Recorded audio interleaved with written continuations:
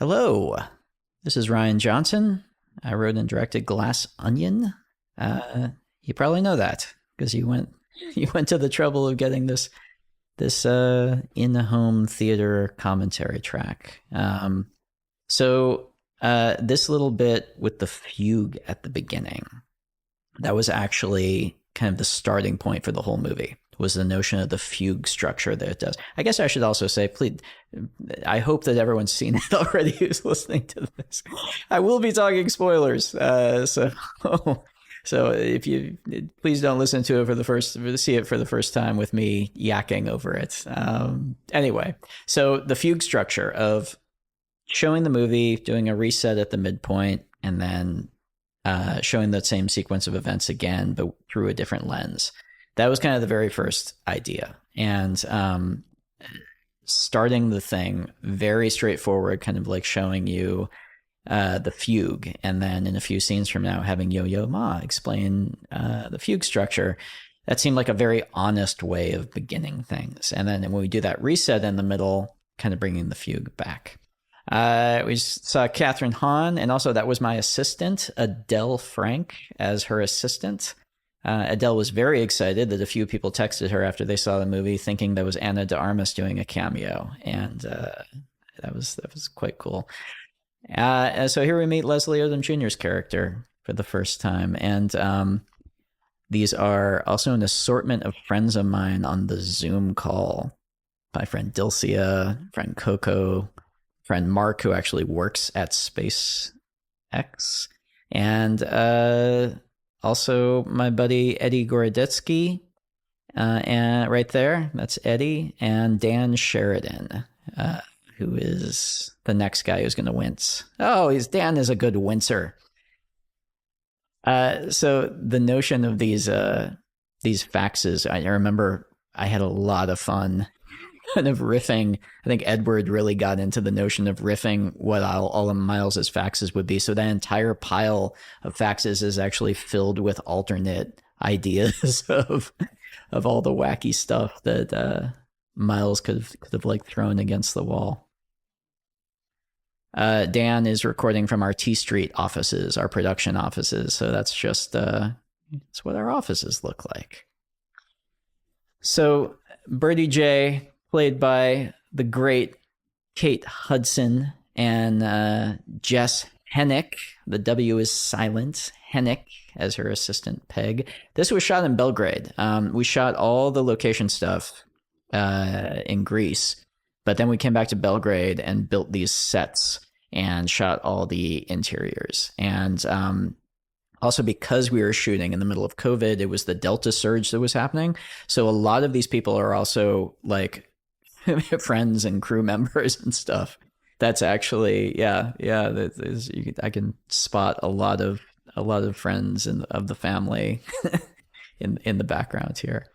And the way that these two played off of each other. I also Jess and I had the idea that Peg resents Birdie so much that Peg tries to dress as unfashionably as possible just to spite Birdie.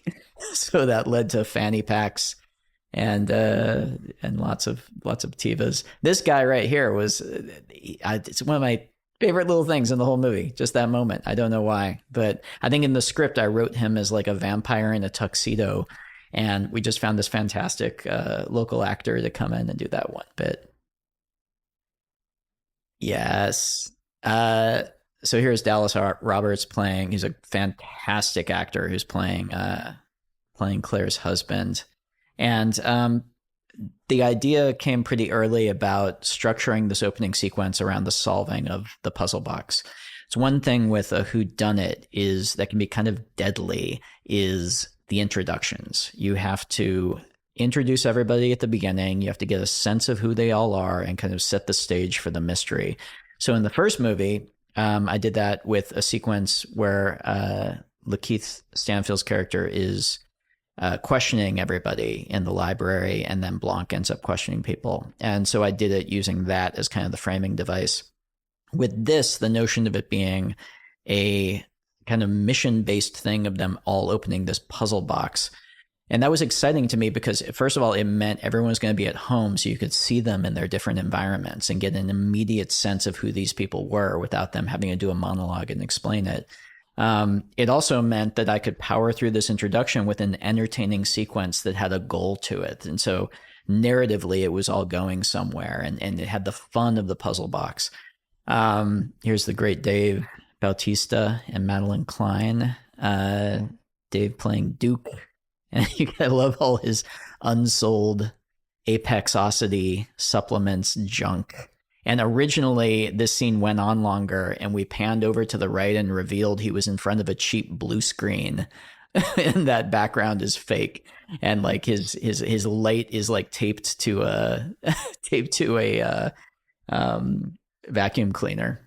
And the great Jackie Hoffman right here playing his mom. Once you know Jackie Hoffman, if you keep your eyes open, you will see she's everywhere. She's in all the best stuff. She's just an incredible character actor. And she showed up in Belgrade. And because we were ahead of schedule, she got off the plane in Belgrade, came straight to set and shot her scenes. She's such a pro. And she just kind of nailed it. This took a while, the idea of the magic eye thing, which I grew up loving as a kid, but doing this effect and communicating it, this shot right here, that took quite a while of dialing that in, trying to figure out how in a one-dimensional space to kind of duplicate it in a way that you'll recognize it. I should talk about the puzzle box also. The puzzle box is practical. Chris Peck, who was our props master, worked with a bunch of really talented craftspeople to create these physical puzzles and create the actual box. And we digitally painted out some hinges and some puppeteering rods. But other than that, everything that you see here is an actual physical thing. I think it gives it kind of a tactile feel that's very fun. This was fun because I love our vampire guy leaning in here on the left. This was fun because it was the last week of shooting. And so the very final thing that we did was do this split screen sequence. And I had it all storyboarded, but timing wise, it was interesting because we shot all the things separately. That's a compass. We shot all the things separately. So what we had to do was we shot Catherine's part first, and we had Leslie and Kate and Dave off screen feeding her lines. See there on the left. That was the first thing that we shot of her. And then we chose her takes for those ones. And then we would play that take back in Kate's ear and have Leslie there on set performing. And then we chose Kate's take and so on and so forth. Yo-Yo Ma. So he's not here. We shot his part. I'm giving away movie magic. Months and months after we shot the scene. So Jess was just looking off screen there at nothing. And Yo-Yo Ma came in and sat in front of a green screen and delivered his lines to a tennis ball on a C-stand for Jess. So he did, what I'm saying is he did a fantastic job and in a very high degree of difficulty just walking onto a blue screen stage and delivering these lines. This was the last shot that we shot in the movie right there, that thing going down, and the thing broke down. The motor that spun it broke. So it was literally the last night of the last shoot. I had a flight out in the morning, and we were all gathered around this thing while they messed with the motor and tried to get in. It kept almost stopping at the right spot, but being a little bit off. And I think when we finally got it to kind of stop at the right spot and click down, there was a big cheer, and we were done shooting the movie. So this was it.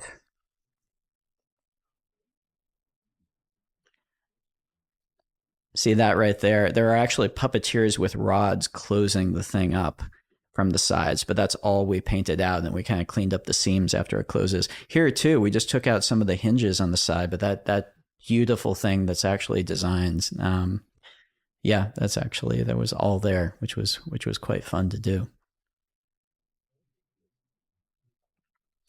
One thing that I really love is it's telling the audience what you're going to do and then doing it. I love the fairness of that. It's something that Christopher Nolan does incredibly well. One of my favorite movies of his, The Prestige, the fact that it tells you watch carefully, listen closely, and then the first 30 seconds of the movie explains what the entire movie is going to be. I absolutely love that. And I mentioned it with the fugue before, but this is another example of it, what's about to happen here. The notion of this intricate puzzle box that seems very delicate and intricate, and everyone puts all this thought into it. And then we meet Andy, and Andy just grabs a hammer and smashes it open. And that is essentially what happens. Actually, although I'm wrong, we're meeting Helen here. We don't know it yet, but the very deliberate thing of having her hair wrapped so that even though if you go back and rewatch it, you realize, oh, this is actually Helen, who's about to bust it up. I think we had like 3 takes of this, and Janelle just went to town. We augmented it. We did a little bit of CG stuff flying out, but there was a lot of. There's a reason she's wearing those goggles. There was a lot of balsa wood flying out of that thing. Janelle Monáe, I just think, is her performance in this movie. For however many times I've watched and rewatched it, I feel like I just keep finding new layers to what she's done. And kind of the blazing anger in this moment that she has, in the way that before it applies to Andy, and then after it applies to Helen and to what she's thinking with the shitheads. Janelle just did such an amazing job. So this scene was actually a reshoot. This is something that we went back. Stephen Sondheim, Angela Lansbury, Natasha Lyonne, Kareem Abdul-Jabbar, all kind of with a connection to the mystery genre, and all just kind of imagining who I would love Blanc to be friends with. It's this crew. And I feel so lucky that I got to shoot these little cameos with Mr. Sondheim and Mrs. Lansbury. It was just, I feel very lucky. Anyway, this was originally a different scene. It still had the Among Us gag in it. It still had the cameos, but it just took place in Blanc's office. And it was a little goofier. And Daniel and I got the movie put together, and we both kind of thought, it could use something at the beginning that grounds Blanc a little bit more and gets you inside his head a little more, because in the first half of the film, he's playing a part. He's being kind of goofy, and he's sort of being fanboyish in order to draw all these people out. And you don't realize he's doing that till the halfway point of the movie. So having a scene where you get inside his head a little bit more and you see the seriousness of, I'm losing my mind, I need a great case. It felt actually really important for Blanc's character. And once we went back, we built this little set in New York, and I flew out and we shot this scene. And once we got that in the movie, the whole thing felt like it kind of clicked a little bit better. And I love that hat. Bum, bum, bum, bum, bum, bum, bum. Nathan Johnson's score. My cousin Nathan. We've been making movies together since we were 10 years old. There is a theme to the original Death on the Nile by Nino Rota, and it's an amazing, beautiful, lush theme, and that was kind of the reference point I gave Nathan. And he just created this, or I think it's my favorite score of his. It's big and romantic and also mysterious, and it's a movie score. It's a very melodic, it's not tonal, it's a very melody-based score. And that way it's kind of a throwback, and I just love it. This was the first scene that we shot. This is day one of the movie, which was really nice because, all these actors, they're all movie stars. They've all carried their own films, and they all showed up excited to be part of an ensemble. And it was very interesting seeing them work on day one, because as you can see with this scene, it's structured so that we introduce them one at a time and everyone gets their entrance. And a big part of an ensemble working in a movie like this is tonally everyone playing it at about the same level. And seeing all these great actors watching it, for me, it was like being in acting school, watching everyone, because I saw them watching each other as each new person was introduced. They were there before, and they were watching the person before, and everyone was kind of gauging each other's level of performance and sort of dialing into that. And very quickly on this first day, everyone kind of got into the pocket. I love Jess back there holding up the garment bag. There was a deleted scene that we had where where Birdie like tells her, "You can't let that bend; it'll break." Like whatever the dress is. So Jess is holding it up the whole time. And here comes Dave Bautista as Duke. Luckily, Dave is a great motorcycle aficionado, so he is able to actually ride that thing. And Jess Hennick. And having this kind of like, introducing the characters. The scene was originally much longer. We actually cut quite a bit out of this scene just because my editor, Bob Doucet, and we kind of realized we have already had this sequence where we've introduced everyone. We really want to get to the island at this point. So having this be kind of a fun, everyone shows up and then we're off. The scene also mirrors a bit one of my favorite movies, The Last of Sheila, which was co-written by Stephen Sondheim and Anthony Perkins. It's a fantastic whodunit from the 70s. And if you haven't seen it, track it down and see it. I keep banging the drum for this movie. It's a very still underseen great murder mystery, but it starts off on a dock. And this was kind of a little bit of a nod to that. Ethan Hawke we got very lucky. He was here we are in Greece. He was in Budapest shooting the Marvel series with Moon Knight with Oscar Isaac, and so we were able to lure him and his family over for a weekend. And he just came on day for this one set. He came on set for this one day, and just this cameo as the efficient man. That's how he's credited in the script, as efficient man. Birdie's mask. And I remember Jenny Egan showed me some mask options and they were kind of meshy, but I said, nope, I want it to be literally nothing. I want it to be the most ineffective mask in the world. Also, the idea of kind of communicating character through masks. That's one benefit of kind of brazenly incorporating the pandemic into this movie. We obviously wanted to do it with a very light touch and kind of get past it very quick. But when I realized we could have Birdie J show up in that mask and you instantly know what her deal is. This shot, I remember dialing in so specifically. It was like choreographing a dance with Janelle on this first day. And oh my God, she's just so striking. She doesn't have a ton of dialogue in the first half of the movie. And so much of what she had to communicate was just through presence. This whole thing of shutting the door. And I told her it's like a Western. I want you to then take your ground like you're lining up for a duel in a Western. And I just think she's so strong. And it just communicates so much just with her presence. It's pretty amazing. Grease, And I'm sure I think we're all ducked down like behind Daniel, like I'm there with like a little monitor on the boat, like hiding right behind Daniel as that flyover happens. But this was a fun day, shooting out on this gorgeous yacht for like a day.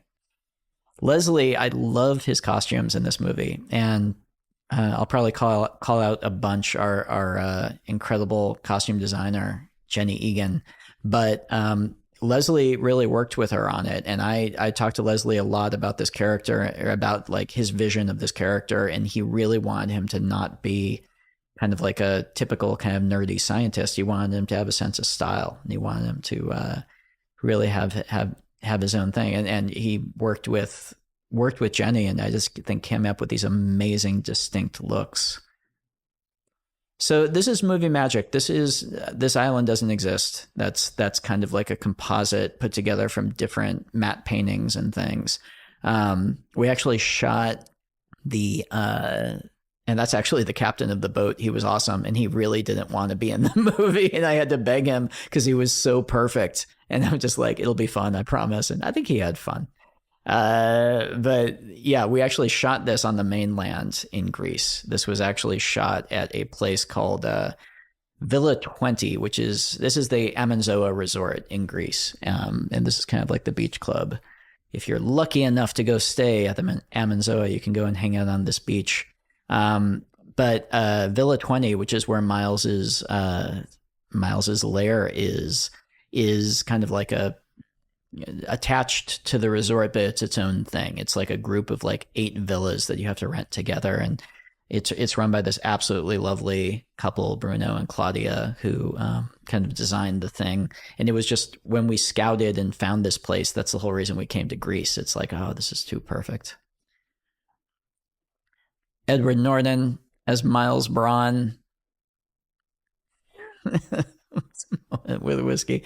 And again, trying to speed through this because there's a little bit of like reintroducing everyone, but you're also hopefully getting the context of, I love the little moment when Catherine first hugs him and you see her face when he's actually in for the full hug, and you get the dynamics of each of these people bit by bit. Edward and I talked a lot about this moment where he first sees who he thinks is Andy, where he sees Helen here. And the idea is it plays on your first viewing as, oh my God, she showed up. Hopefully we've laid the groundwork for that with the conversation with Lionel on the boat. But what is actually going through his head right now, if you think about because we had to kind of like process this, what does he think? What does Miles think is happening in this moment? And I think the answer is, if you think about the method of the murder, he didn't poison her. He drugged her and then put her in the car with the engine running. So what's happening is he's thinking, oh no, she woke up. It didn't work. And Andy has come back to reveal what he did in front of everyone. And so that's kind of the ticking time bomb that's gone off in his head at this point. Daryl, my buddy, Noah Segan, who I've had in all my movies. He plays Trooper Wagner in the first, in Knives Out. And it started as kind of just a comic runner of lacing Daryl through. He's named after a good friend of mine, Daryl Fry from high school. And the notion of just kind of lacing him through this whole thing it ended up being pretty funny. When I shoot, I tend to use wider lenses, and I am always trying to use longer lenses. I feel like I always think they look so great when they're well used by other filmmakers. And so this is one of my favorite shots in the movie because it's an incredibly long lens. I love the way the shot evolves with the blocking over the course of it. And I just love graphically how it ended up playing, and the fact that I put a long lens on and stuck with it. Very proud of myself. So this is Villa 20. This is what it actually looks like, minus all the glass stuff up top. That's movie magic. But this grand, glorious staircase going up and all the villas off to the side, this is what the place actually looks like. We added in, Claudia would kill me if I didn't say that anything that's garish that you see here, we added in. So the butt statue that you see later and any of the bad statues around are us. That's not them. This place looks much, much more classy and less Miles Brownish in real life. The Daily Dong, that is Joseph Gordon-Levitt doing the Daily Dong. You can see he's in the credits. I just asked him to say the word dong into a microphone, and it's a little bit of a nod to the Noonday Gun, which is a plot element of one of my favorite whodunit adaptations, the film of Evil Under the Sun with Ustinov as Poirot. The Noonday Gun.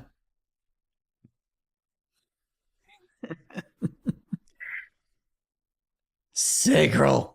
There's a little line that Birdie has after she's off. And also Madeline finding little things to communicate that Whiskey completely has nothing but contempt for Birdie. I found pretty hilarious. Andy in this first half of the movie, or Helen playing Andy, sort of modeled on Mia Farrow in Death on the Nile. Which Mia Farrow gives a fantastic performance in the original Death on the Nile, and she's very much the fly in the ointment of this vacation. She's the X factor of showing up and obviously has trouble on her mind. And that was a little bit of kind of the notion of how Andy was going to function in the first half. So this is a set, again, in Belgrade. And so it was... All of the stuff you see out there was composited in, and this is a set that Rick Heinrich, our production designer, built on a stage in Belgrade. And Rick, I worked with on The Last Jedi, and he's an incredible designer. He worked with Tim Burton on a lot of Tim Burton stuff, and Rick is amazing at doing grand scale designs that communicate character in a very, very smart way. And this whole thing of the car on the roof, I mean, originally this was actually kind of, we figured this out in prep, because originally this scene was going to take place in Miles's exotic car garage. That's how it was originally scripted. And we realized, first of all, this beautiful set right here that Rick had built, it was only going to be used in a couple of scenes. And we also realized we were then faced with building an entire other set for this garage. So we were trying to think, I was trying to think, is there a way to set the thing in here, this scene in here, but I need to set up the car. That's actually really important. And then, yeah, I came up with the idea of, okay, so that's the car on the roof.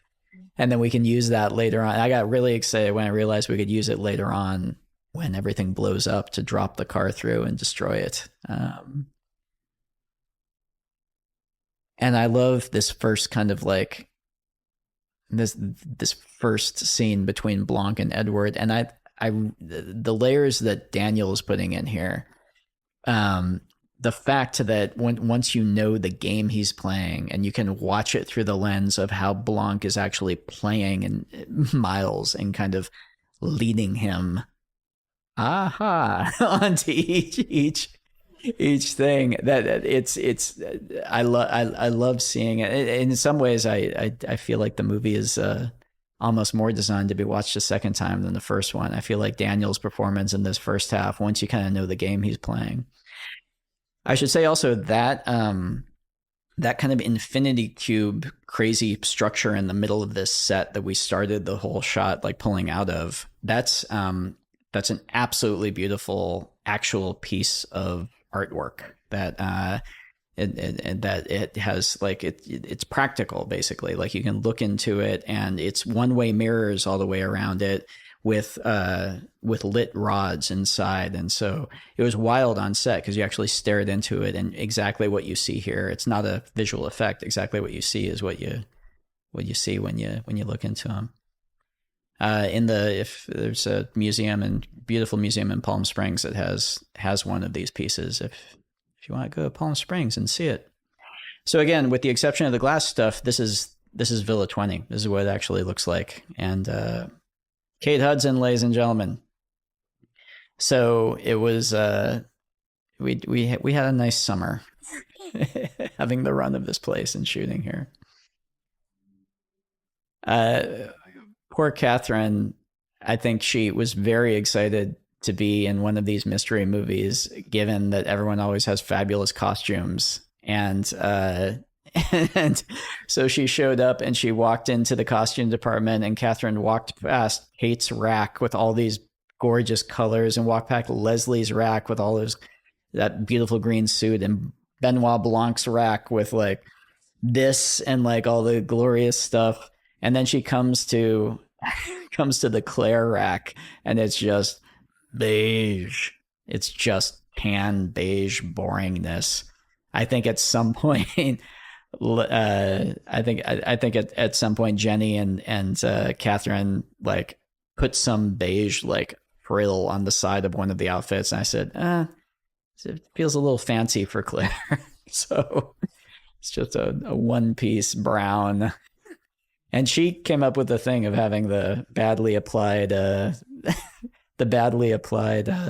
sunscreen all over her, and then paying it off with the sunburn that she has throughout the rest of it. Dave Bautista, what a sport. That was my other favorite thing about walking in the costume department, was seeing Dave's Speedo bottom laid out. And I think you could literally fit 3 of us inside of it.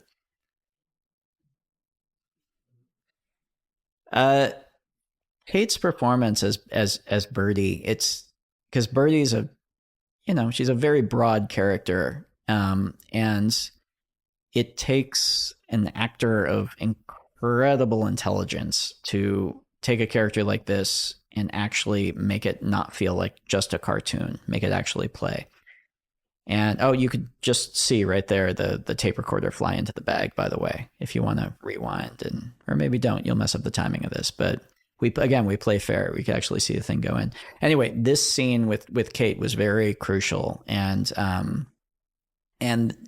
the fact that she brings layers to Birdie, and the fact that there's a sadness to Birdie, and kind of her desperation, and her survival instincts, that you get that she's a survivor and that she could actually be dangerous. All those things, to layer them into a character like this and still have it be playing at the pitch that it plays in the movie, that takes some incredible chops. That takes a pretty amazing actor.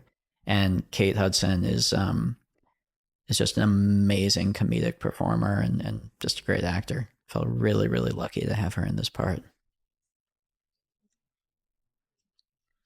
So this scene, all of the stuff that takes place here in this setting, this whole disruptor speech Miles is going to give, Birdie's introduction here, Andy coming in and breaking it up. We had 1 day to shoot all of this.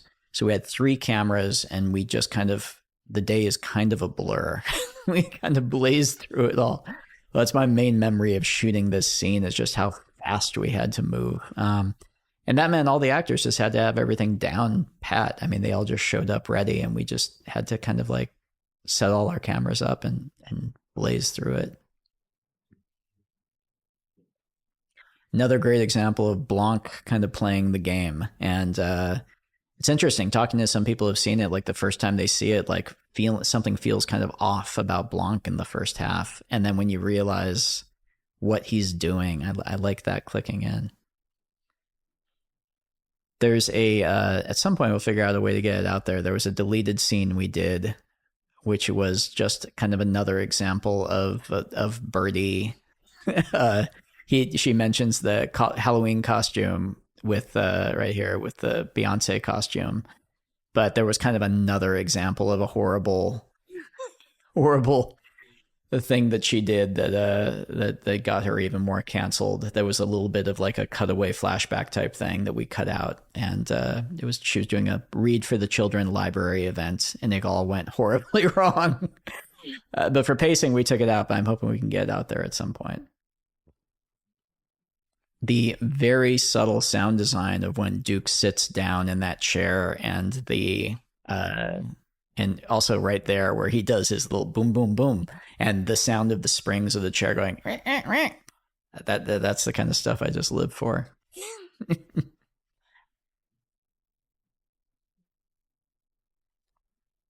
That fruit back on the table back there, over the course of the day, it started to rot, and the flies were just flying around it. It was pretty fresh. This is also a good example if you look at, first of all, I love Edward in this. And there's a point where he's rolling with this where I probably should have cut away the close-ups of people reacting. I just couldn't, because I just found him really magnetic. And he's so good as Miles here. He's so committed. He's spouting this dumb bullshit, and he truly, truly sells it. And Blanc's reaction. But I was going to say, Janelle here, another great example of playing multiple layers. The way that she works in what we're going to learn in the second half, with Helen being a little tipsy, and Helen's true motivation for stepping up. When you watch it through here, it feels like it's Andy's anger spurring her to kind of take each of these people down. And it also absolutely works the second time you watch it and realize that she's also playing it as Helen trying to needle each one of these people into giving up the game a little bit more. It was also, everybody on set, it was a good vibe. It was just everybody kind of clicked. And again, all of these people, every single one of them, are actors who carry their own movies, and the support that they gave each other, and the fact that they all just came together and truly gelled as an ensemble. It was pretty amazing to see. Like, people, I remember after like that take of Edward where he just completely nailed it, just a round of applause from all the other actors. And with Dave later on, when Dave gave his big monologue, just everyone cheering him on. And there's just a tremendous amount of support between this group of people. And we all kind of got very close. I love that Peg is a Andy fangirl. That Peg is obviously smitten with Andy throughout the whole thing.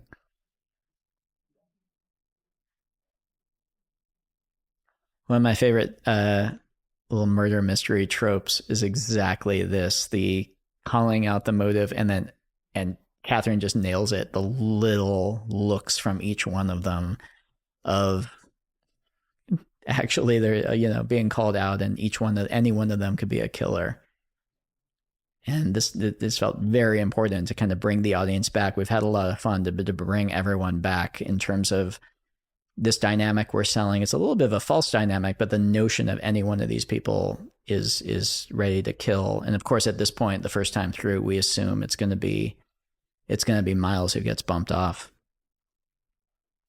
This was another tiny little thing that I love that Edward just did, is this after the titties, the cover up, that was all him.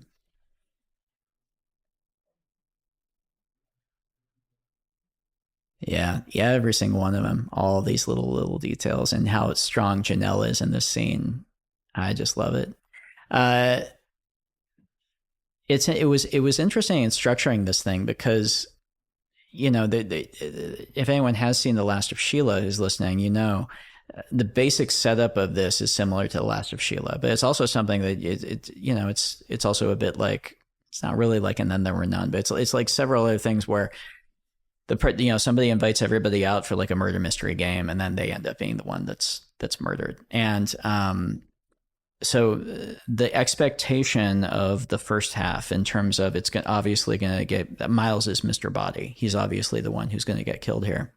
Not wanting to overplay that, because not wanting it to feel just kind of like a cheap, it's this. But at the same time, using that as kind of an element of tension that can kind of draw the audience through really the first half of the movie, where we're just kind of waiting for the killing to happen, and we're still kind of getting all the pieces on the table, basically.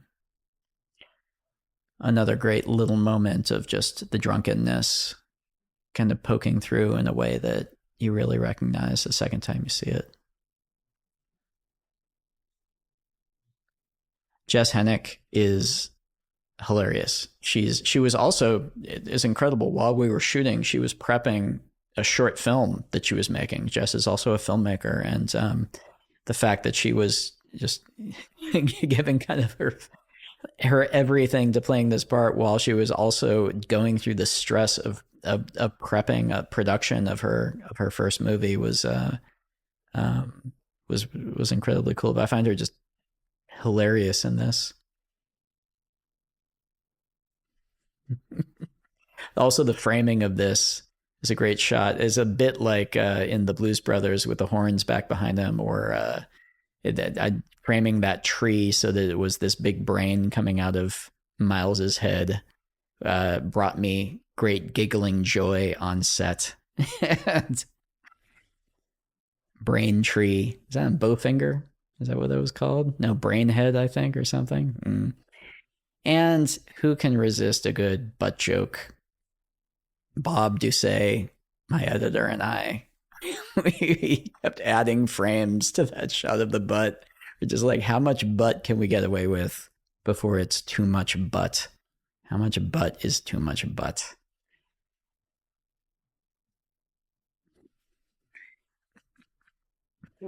Blanc, one of the references, and you can see this in the costume, but you can also see it, I think, in his physical comedy that Daniel came ready with, is Jacques Tati. And in that opening sequence, he's basically wearing like a Mr. Hulot hat. He's basically wearing like a very Jacques Tati style costume. And Jacques Tati was like a French filmmaker and comedian who made these amazing, if you look at Mon Oncle, or my pronunciation for that was horrible, I apologize. My Uncle, or Playtime, or my favorite, Mr. Hulot's Holiday. he made these incredible kind of like Chaplin-esque movies with these elaborate visual gags, but that with a poetic sense of just beauty to them.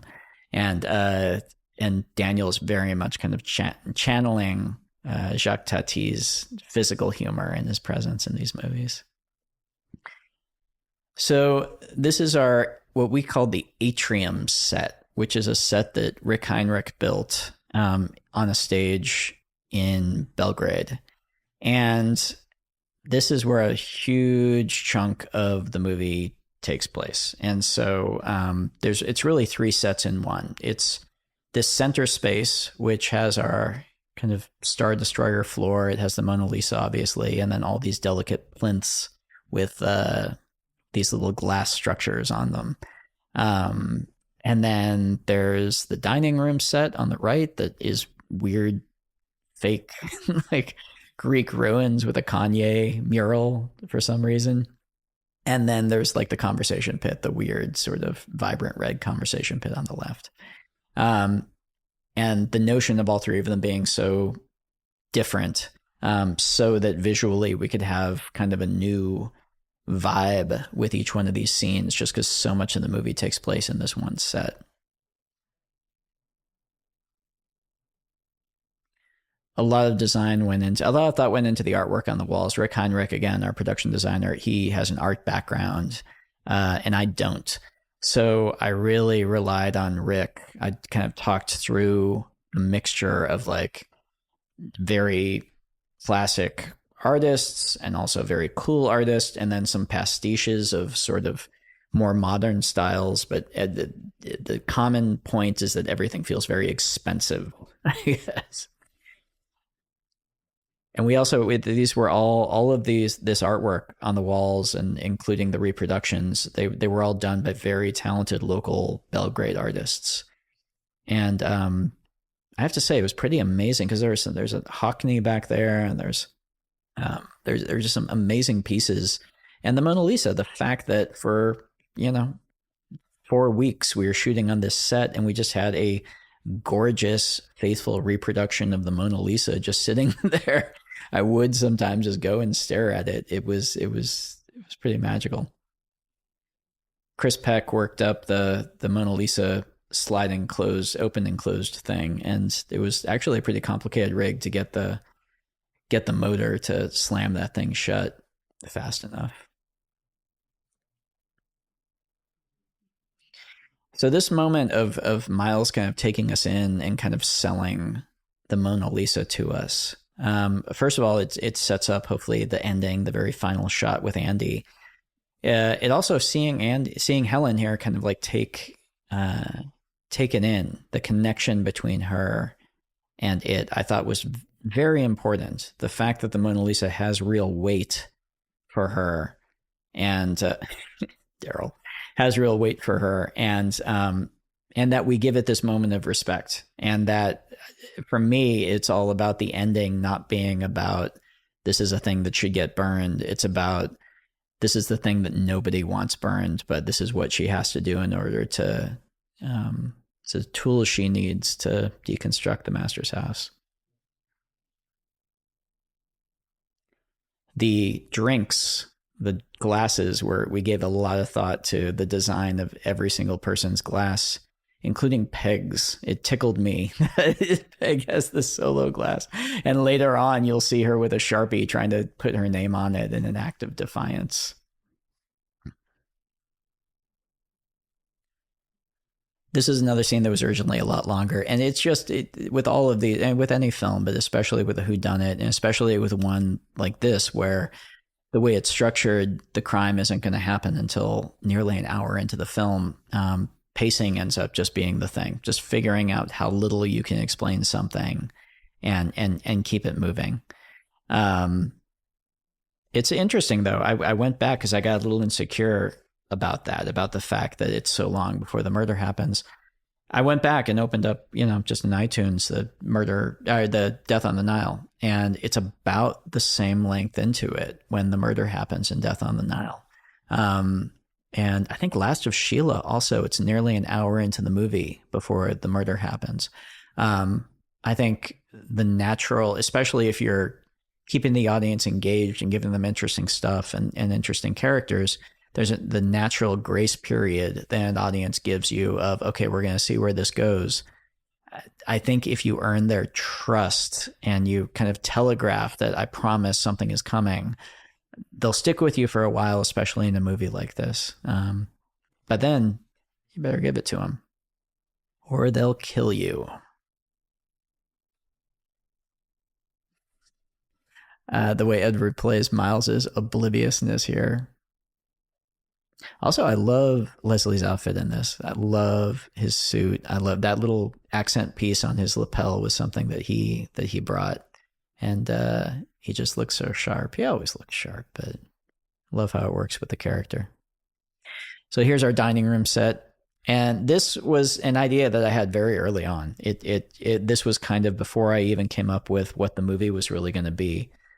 Just in the abstract, the idea of us thinking it's something and then Blanc doing a library scene where he solves the crime in the first act seemed incredibly fun to me. And especially once I kind of, the notion of Miles being this pompous guy and the idea of it being, I love Birdie's little look there. The idea of him being, that we're going to be ready to see this guy kind of deflated by this. I found it pretty delicious. And I feel like Daniel just kind of like played it perfectly.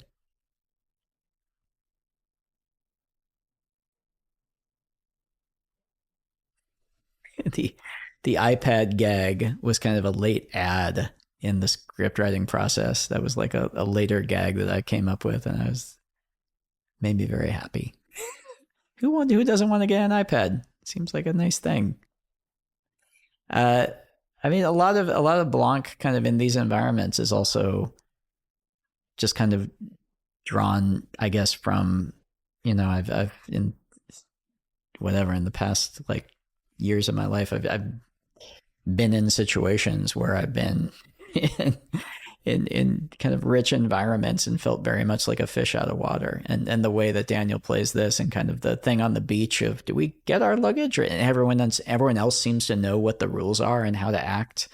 And he just feels completely lost at sea in this bizarre world where the least cool thing you can do is ask, do we carry our, what do we do next? How does this work?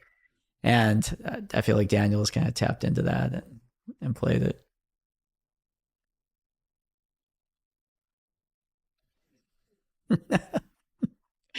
Edward's reaction here. Thump. And we worked on the sound effect of his butt hitting the chair to give it kind of the perfect little, it's like a little da-dunk. This is something that Daniel and I worked out. He had the idea of kind of this pathway through the glass and him doing this very deliberate thing. That's our one good look at the Kanye mural right there, if you missed it. A lot of this shot that we just saw, I want to talk about Jaron Prasant, who is a dear friend of mine since college and a good friend of Steve Yedlin's and I's. And Jaron is a really talented, accomplished cinematographer who's shot huge movies and shot great films. And I worked with on my show Poker Face with Natasha Leone that I just did. Jaron shot a bunch of the episodes for that.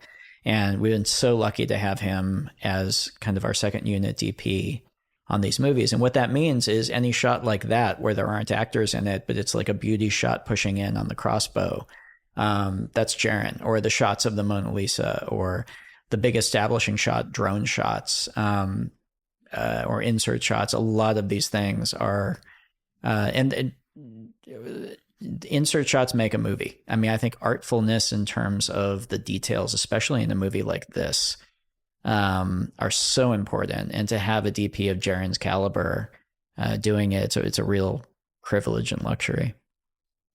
We got this on the first take, this shot right there, and it was so perfect. When none of us had any idea if this rig was going to work, And the fact that not only did it pop up and start spraying, but the fact that it hit the wine glasses so you can see that it's blood, and Edward didn't break. He just kept that face is it was magical. It was just like, oh my god. You get one of those a movie, maybe, if you're lucky. This was a rubber iPad so that he could throw it at throw it at Daniel Craig's face and not worry about damaging the money. I also this part of the set with these weird chairs. I loved. There's a shot coming up later where I realized, because we could see through the chairs, that I could actually shoot from back behind the chair and still have Edward in frame, and that got me really excited. But Steve also did this interesting thing with the lighting that I really loved, where he just put a bunch of light sources in the shot. There's just little lamps set up, like blazing into the camera in the shot, and it gave it this very kind of creepy, dramatic vibe to it that I really loved. These chairs, the other thing was there's actually like glass in those paint, in like the weird like metal panes, and so when you'd sit on them, you would hear the glass kind of like creaking, and I was constantly afraid that shards of glass, it was going to break, and we're gonna shards of glass up, into Daniel's ass. Thank God. There's Daniel Craig right there. Look at those blues. Look at those baby blues. I always have to just allow myself only a couple of shots where I do what I just did with the camera, where we just push right up to Daniel's face, because it's so powerful when you do it. You don't want to overdo it. You really want to use it to underline something important. In Knives Out, I did it a couple of times in the library, and then with the donut monologue. But it's always tempting because you put those eyes on the screen, and it's just, it's pretty captivating. His costume here with the other reference besides Jacques Tati, he said, I want it to be Jacques Tati meets Cary Grant in To Catch a Thief. And his costume is insanely accurate to that. It's just like, I think he showed up on set and not knowing that he had given those references. I was like, right away in the costume fitting, I was like, it's got some Jacques Tati. It's also got some Cary Grant. But those high-waisted trousers. But you kind of have to be Daniel Craig to pull that look off. I think if I hiked my trousers up that high, very quickly I would look like a character from The Wind in the Willows. But Daniel gets away with it.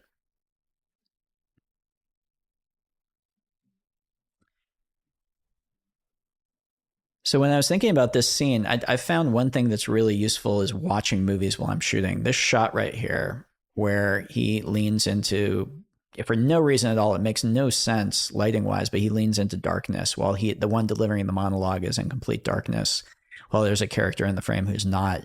I've found that watching movies while I'm shooting, just putting on movies that I love at night, can be really inspirational. I put on Citizen Kane, and this is when Kane reads the Declaration of Principles, the fact that he's stating the most sincere thing in the entire movie, and the way that Wells lights him is exactly, I just stole it for this. It's an insane thing where for no reason at all, he's completely unlit while the characters around him are totally lit as he's saying this very sincere thing.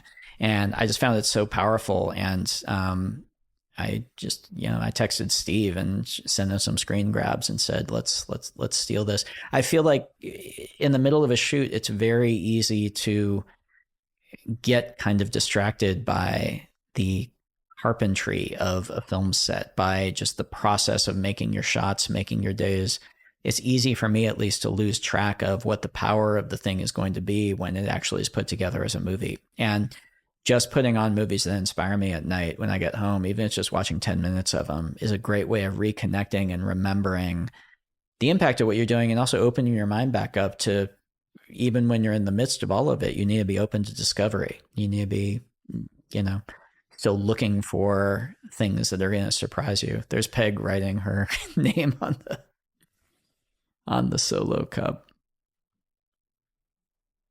There's I love Catherine in this scene. There's a runner throughout this whole thing I was listening to a lot of Merrily We Roll Along while I was writing this. It's a Stephen Sondheim show that's kind of about a group of friends who rots, and it felt relevant. And so for any musical theater nerds, there's a bunch of right here. If you listen, nothing about this is fair. Congratulations, now you know, which is a lyric from Merrily.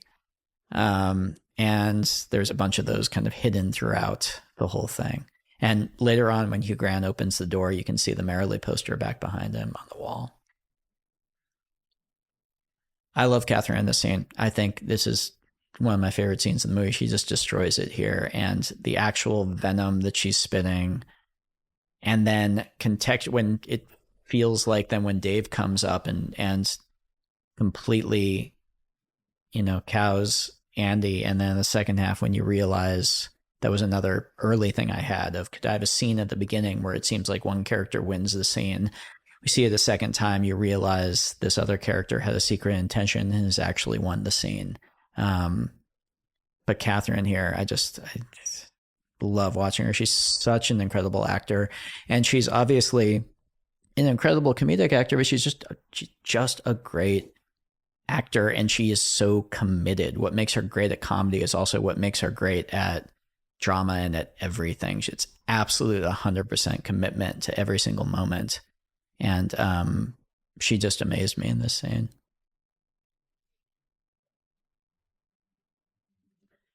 And this is the monologue from Dave Bautista. Dave Bautista, who I want to sing the praises of. I think Dave, I was so excited to work with Dave in this part because I think he's an incredible actor. I think he has a vulnerability and a depth to him. I think he has, I think, still as yet untapped reservoirs of depth and talent. I'm so excited to see more filmmakers give him dramatic roles and use him because I think he's a fantastic actor. I felt really lucky to have him in this. And this was the monologue he gave where everyone was just kind of so blown away. The whole cast started applauding after he came up and did it. It was so sweet. So finally, I think at this point, hopefully the audience is kind of knows that shit is about to go down. That little moment there of Catherine, by the way, bumping into him as that's one of the few actual little red herrings of, let's put a moment where someone else in the cast could have stolen the gun. But I think at this point, the audience knows time's up. And so that leads to a tremendous amount of tension in this scene. And it's interesting with the little pops to the Mona Lisa closing. That was something that we discovered in post. I put this scene together, and initially it wasn't planned with those Mona Lisa pops in there. And as we were showing the movie to friends and family, and we started to get a sense of how much tension was building for people in this scene, and a good friend of mine, Michael Lerman, who's a filmmaker, I showed it to him, and he mentioned this as a reference, like the tension in like the scene in Boogie Nights, and that got me thinking about the firecrackers and how he used those in that scene, and that made me go back in and say, oh, do we have shots of the Mona Lisa, and popping them in with these very sharp sound design elements here, using those as punctuation marks. So that was a discovery in post, and was something just in the interest of kind of seeing what works about a scene and figuring out, is there kind of an organic way that we can get even more juice out of it. Right there, you can see the gun. That's there. The gun is on frame for like 6 frames, on screen for like 6 frames when he puts it in. And earlier, you could totally see him stealing it from Dave. So playing fair again, it goes throughout this whole thing. And obviously, the biggest example of that is about to come up here at this moment here with the glass switch. And right there it happens, and we did so many takes of that because it's not just the choreography of Edward and Dave with the handoff, it's kind of the accidental choreography of the dress flashing in front of it as well, just to distract your eye enough, but not enough to the point where you think, wait, what are they trying to distract me from? Bacardi. And then finally, murder mystery, and we have the actual murder. This takes quite a lot of work to play what Dave is playing here, to do take after take and commit to it this fully in terms of like choking and the eyes swelling and everything. It's a lot of work.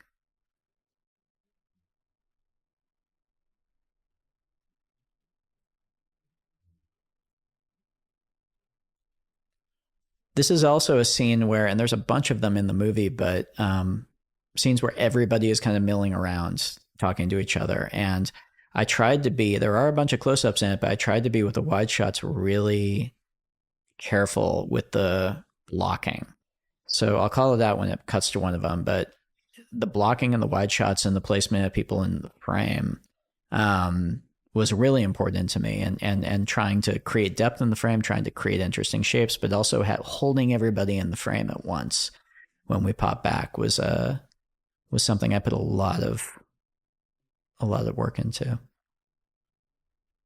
Not that this is about me. So you just saw the phone on the table there, and it's a bit like the what's missing from this picture game. When we cut back to Miles again, the phone is going to be gone. I love how gentle he is with whiskey here. And I love this moment that Daniel kind of pulled out. So there, the phone is gone. And it's now in his back pocket, and we're in a moment, I'll point out, when we come back to the scene, we again are going to play really fair with the phone being back in his pocket right when they're searching for it.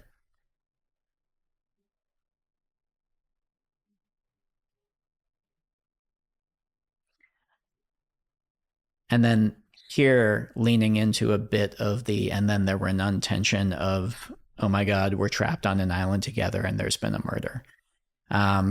So after the notion of, first of all, once things start going, they really start going here. And the idea that we're also now giving kind of the red meat of the good murder mystery stuff. Even to the extent where it's kind of, tropes of the genre. I feel like those are actually really important, and leaning into those. And if you're going to a murder mystery, having these beats you recognize as murder mystery beats, I love those. I mean, that's kind of why I read a good murder mystery, is to have moments like these,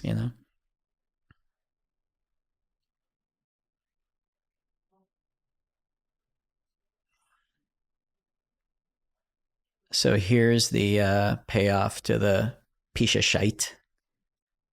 This was a weird little, we had to find a place to shoot this scene, and this is like I think this is like the pool heater utility area. It was a tiny little room. That's why it's such a wide lens. In the actual, that was shot in Greece. So here we're in Belgrade. That little scene we just saw was in Greece. That was at the Villa 20 in one of their like little utility rooms. I think we hung a Van Gogh on the wall just to give it something. I love this blanket that Kate's wrapped in also. It feels very, I don't know why, she feels like a Russian Tsarina or something. This is a Jaren shot, the glass, and that gling, gling, gling of it lighting up, that's like 8 different flags set up around to reveal the letters as we push up on it. That's a Jaren Present special. And it's an example of what a great cinematographer doing insert shots for you will get you. So obviously this is the live version of it that we show as he tells it. There's a handkerchief over Dave's face. That's as a token thing of respect for the dead. It also meant that we could have Dave's stunt double lying there, and Dave Bautista didn't have to lie on the ground while we were shooting all this. All right, so we've just said, I'm going to get his phone. The phone is missing. And now if you keep your eyes peeled, when Edward goes up here, you're going to see the phone very clearly in his back pocket. That's when Peg comes and he flees Peg.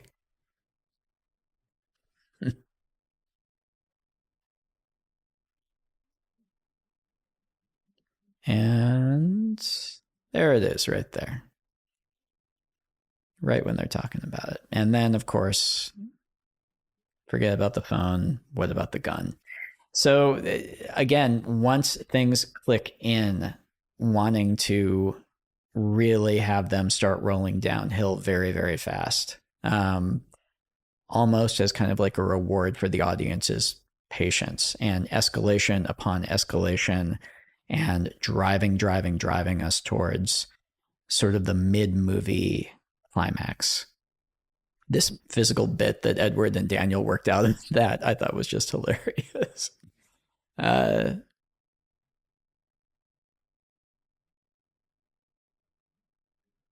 then Edward here, his like pure panic and leading up to our lights out moment, which I'm going to start talking about now just so that I have enough time to talk about it, because Steve Yedlin, again, my cinematographer, one of my best friends, we met freshman year in the dorms at USC. We met on a student film set. Steve was still in high school, actually. And Steve worked out this whole method for doing the light gag of the sweep through. So what that is, it's an incredibly powerful light inside the center of a big rotating drum with a notch cut in it.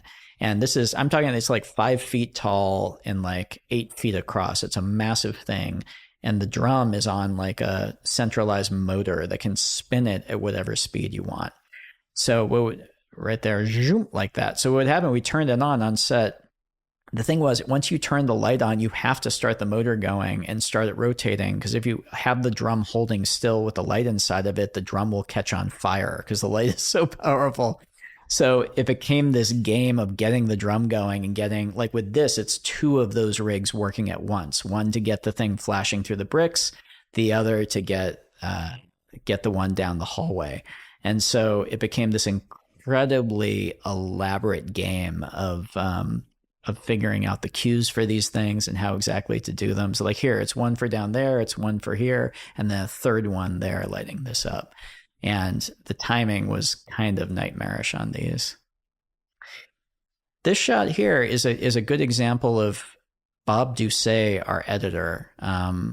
So when we're shooting, Bob was out in Greece and out in Belgrade, and he's assembling the movie while we're working.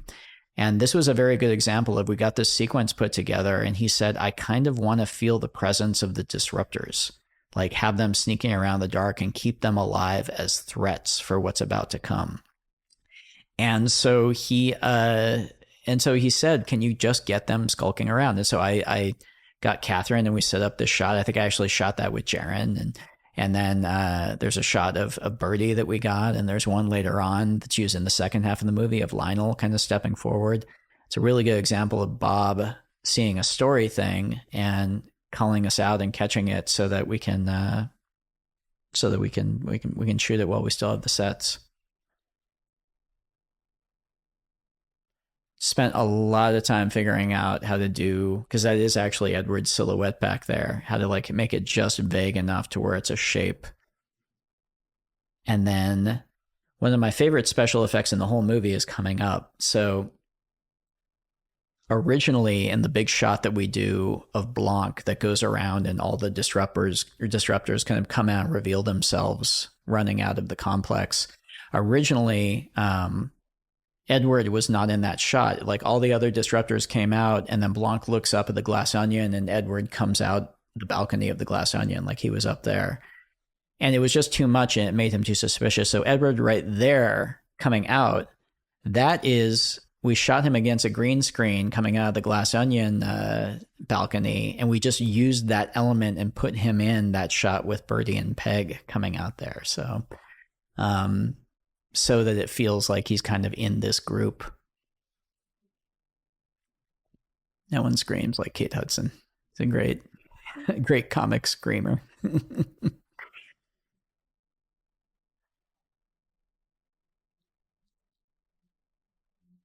She's not going anywhere.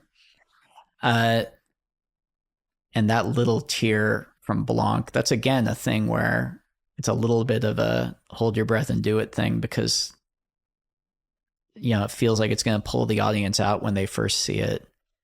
And then when you realize the bit with the with the hot sauce in the second half, it makes sense. And here you can look closely. He takes his jacket off because there's hot sauce. You see that stain on his pocket. There's hot sauce leaking through there. If you would look really closely, there's a dot of Jeremy Renner's hot sauce going through his jacket.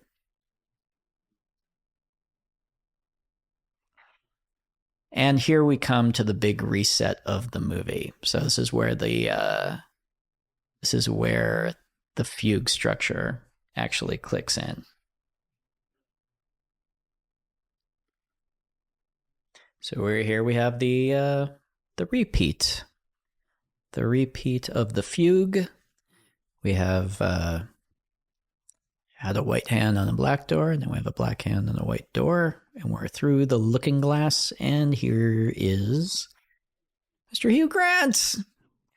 I think it's really fun getting little glimpses into Blanc's life, and I think it's very important to remember that Blanc is not the protagonist of these stories. Like Anna's character Marta was a protagonist of the first one, and obviously Helen is the protagonist of this one, and Blanc is the detective, and he's there to solve the case. So spending too much time delving into his backstory or his life or all of that is not that interesting to me. I want him to serve his function as the detective, and what's interesting is seeing how he engages with the mystery, but it's pretty fun getting to get a little glimpse of Blanc's life with his partner Philip, and when I thought about who it would bring me the most joy to see Blanc have as his partner, Hugh Grant, you can't beat it.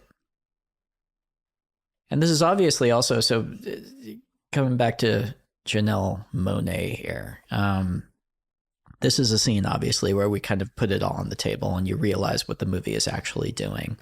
More than that, though, when I first came up with the idea of this fugue structure of doing the movie, doing a reset at the midpoint, and then showing that same chunk of story from a different perspective, that seemed very challenging to me, because the big question was, how do you keep the audience interested and engaged in the second half? How do you do it so the audience's shoulders don't just sag and everyone feels like, oh, we got to watch all of this again?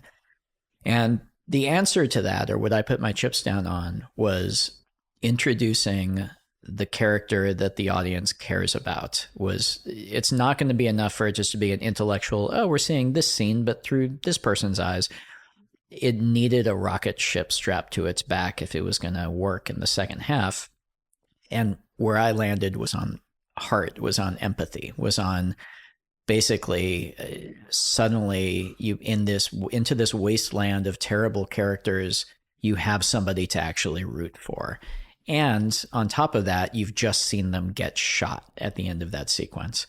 And so hence the introduction of Helen, and hence Janelle Monáe again getting some incredible praise from me here, because she has this one scene to earn the audience's empathy and love. You have to be rooting for her launching out of this scene, or the entire rest of the movie won't work. And to come in halfway through a movie with an entirely new character, to ask this much of the audience, and to pull it off in the way that she does, it's absolutely amazing. We shot this scene over like 3 days. It's a very long scene also. I think the fact that in the middle of a movie, after the kind of rush of activity we have at the end of that last act, we can stop and just have like an 8-minute scene between these two characters across a table.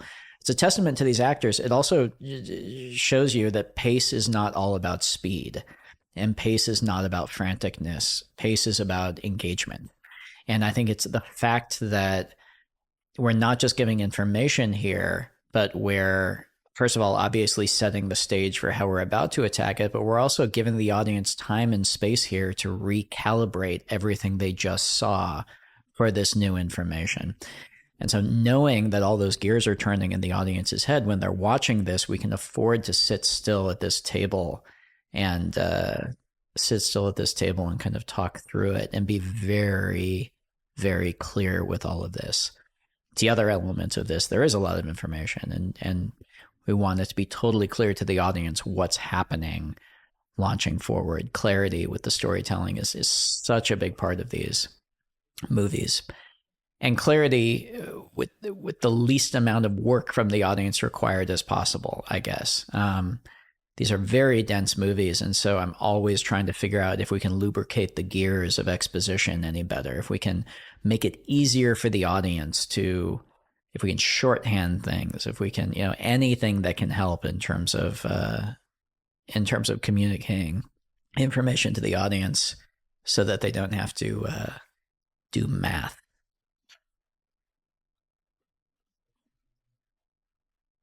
This bit that Daniel is about to do here, oh Lord, where you see the whole thing playing out in Blanc's head, and he gets very excited about it.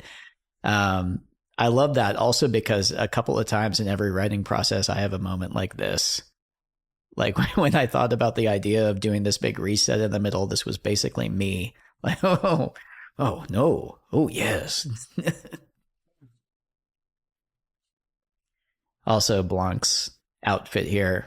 I love that he got out of the tub and put on a tie to receive this work call. The first Andy's styling, Helen's styling here. I walked into Janelle's trailer after, because we had this point, this was in Belgrade, so we had shot for like a month and a half with her in the Andy look.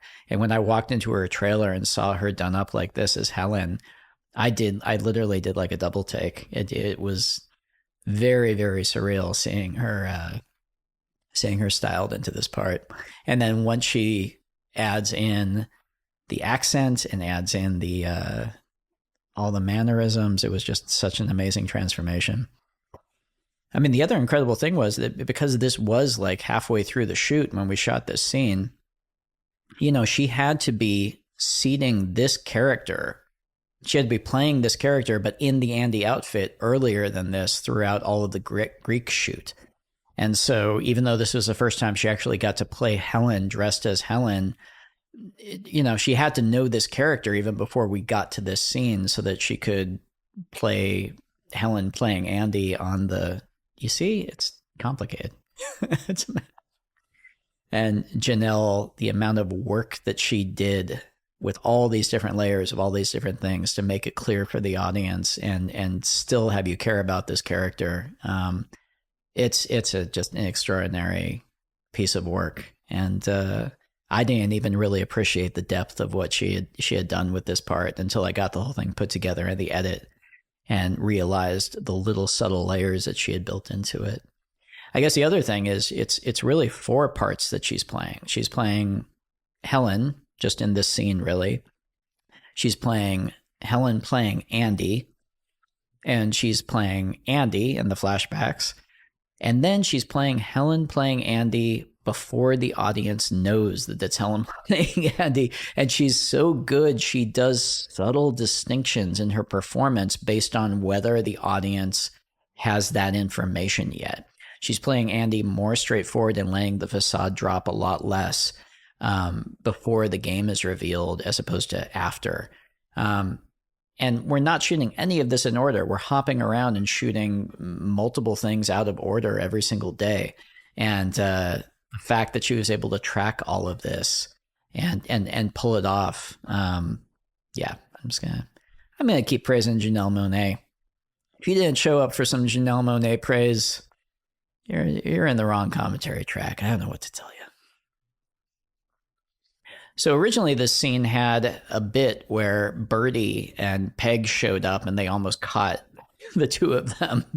And it was fun. It's a fun bit. I don't know, maybe we'll put it out as a deleted scene at some point. But pacing wise, one thing I knew that Bob and I knew instinctively is that the instant we pull this reversal off, all the audience wants is to get back on the island. We just needed to kind of strip everything back that wasn't purely necessary and get us back to the island as quickly as possible. But we still have all this groundwork to lay. We have to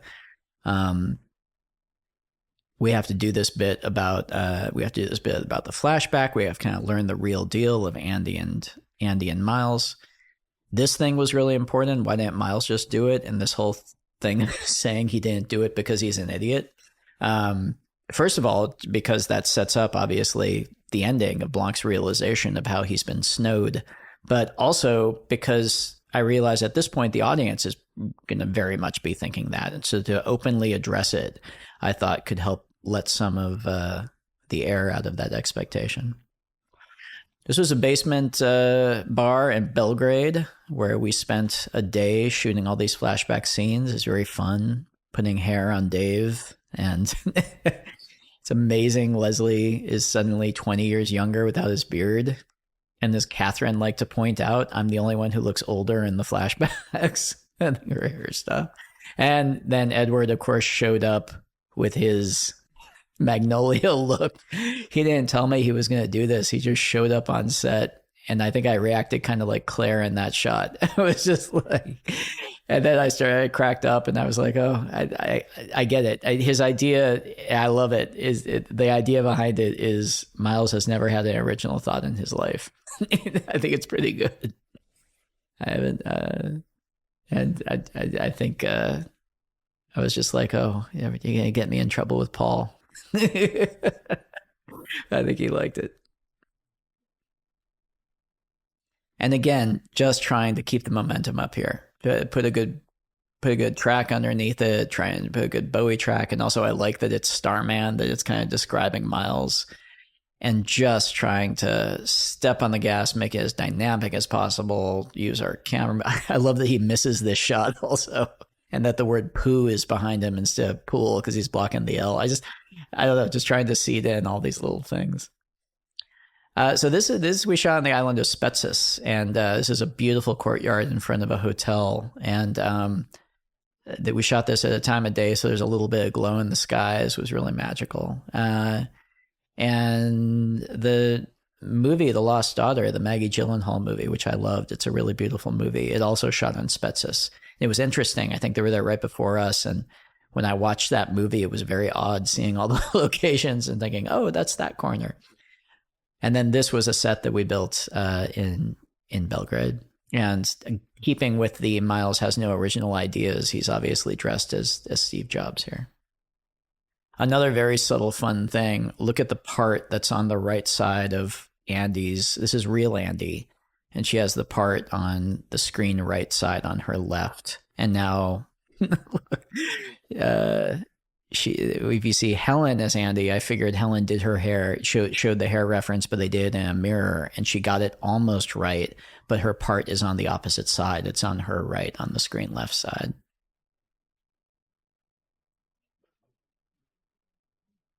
That's Rick Heinrich right there. That's Rick Heinrich as her lawyer, and that's Tom Karnowski, who's our line producer, as the judge. And it's just, again, because of the COVID restrictions, anybody who was a trusted, regularly tested member of the crew got roped into a cameo at some point. There's Tom right there.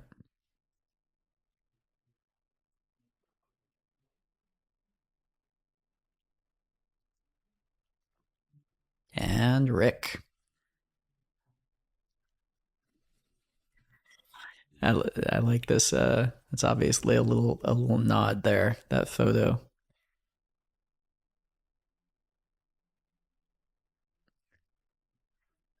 And in the editing, again, we just kept speeding the sequence up. We just kept cutting out anything that was even slightly extraneous. We're just trying to communicate as quickly and clearly as possible and get to what we really want to get to, which is the island. At the same time, all this stuff is really important. And so, so being clear with it and being fast.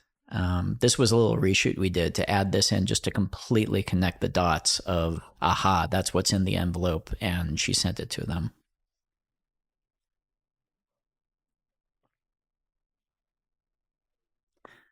The clue notepad was something that I liked. First of all, it comes off as a joke. It comes off that it's just, oh, haha, Blanc doesn't like Clue. It's actually seeding something very important. It's laying track for the notion of Blanc's Achilles heel, as he says, are dumb things. So first of all, I like the idea that anyone who actually takes themselves seriously as a crime solver would be very annoyed that the public's first reference is always this board game. But also it's actually also the kind of the essence of the entire mystery is the notion that this big dumb obvious thing is happening, and Blanc doesn't see it because he is looking for a game of 3D chess. When in reality, it's so much dumber than that. And so now we are back, and we're back in. Now we start playing the Back to the Future 2 game. Now we start having some fun with, oh, we've seen this, but we didn't quite know what we were looking at. So this thing you thought she was grasping in anger, you now realize, no, she's Cisse.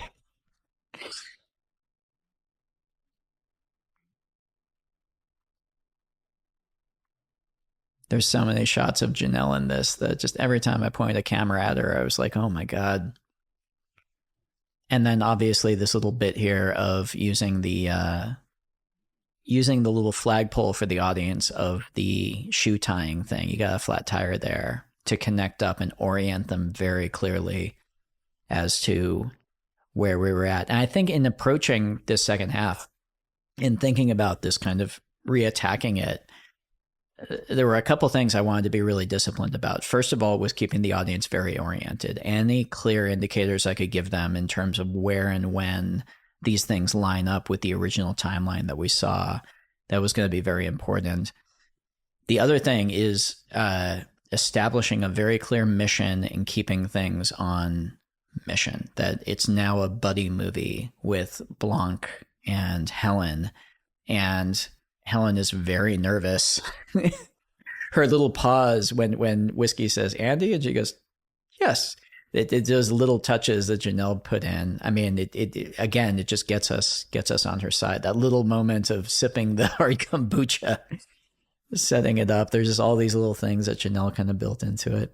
Madeline Klein is a terrific actor, and she is so funny, and she always found something to do in every single scene. She would bring so much to it. I pointed out a lot of the little moments of her kind of being annoyed with with Birdie, but then here it felt very, very important to get a glimpse of what Whiskey is all about.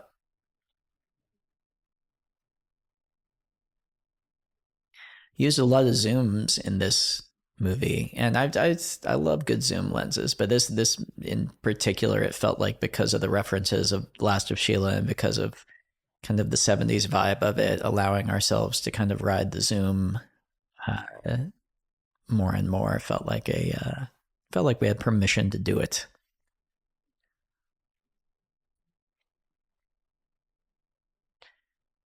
And the music kicks in, and again back on point, back on motion, back on mission, not motion, and in motion. She's in motion also. The spit take, I think she was very careful not to get anything on her dress, so she really projected that spit take way out there. This scene, I'll tell you what made me most happy about this scene is that I am off to the side directing from the pool. I got in the pool to direct, and the whole time I'm happy the scene is good, because I feel like I was so distracted by my giddiness at just feeling like I'm directing from a swimming pool. I've made it.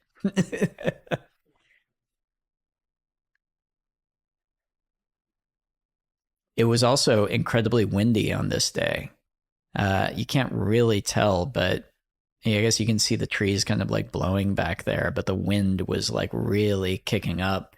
And it wasn't a huge problem. Here's another good like signpost thing. Like we remember that moment with Blanc, and suddenly we remember where we're at.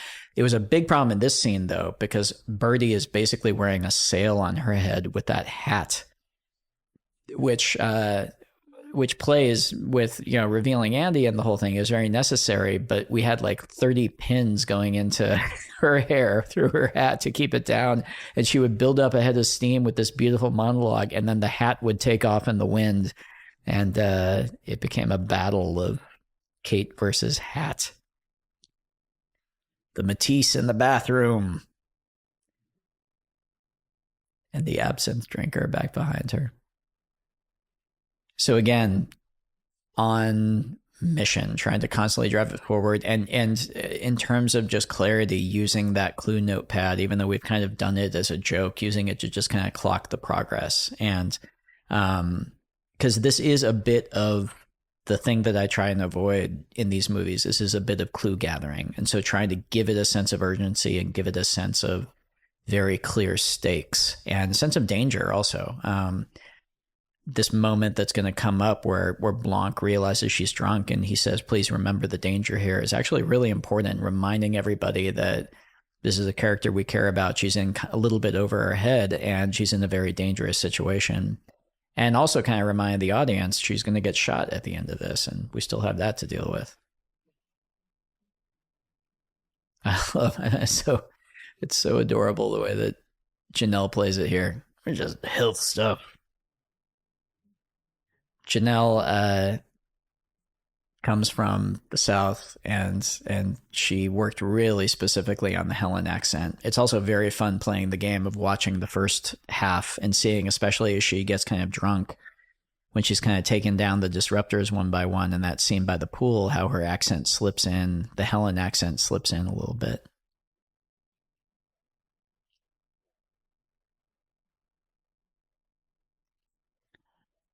It's fun once you start lining things up in different ways, always looking for kind of that kaleidoscope thing. So here, what Miles is saying about your partners telling you to stop applied to Andy and Miles, but it also here applies to Blanc and Helen. And him basically giving what we now understand in this context is a pep talk, unintentional pep talk to Helen to jump in there and screw stuff up and get things going, even though her partner's telling her to stop. That's also, I think, the most beautiful shot of Janelle in the movie. I love that shot so much. With the background behind her, there's just something about the light in that shot that Janelle Monáe, ladies and gentlemen.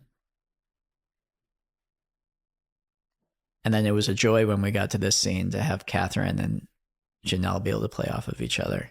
And this moment that it was very important here, and that holding for Dave to come in, the notion of if Dave hadn't entered, what would Claire have told her right there? Would she have called her out? And the notion of keeping it alive, that any one of these people could be the killer who knows what she's actually up to, it felt very important.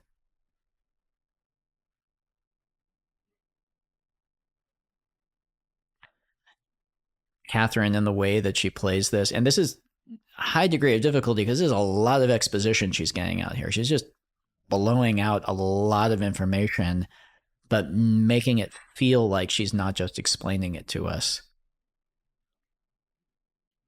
So this is actually a set.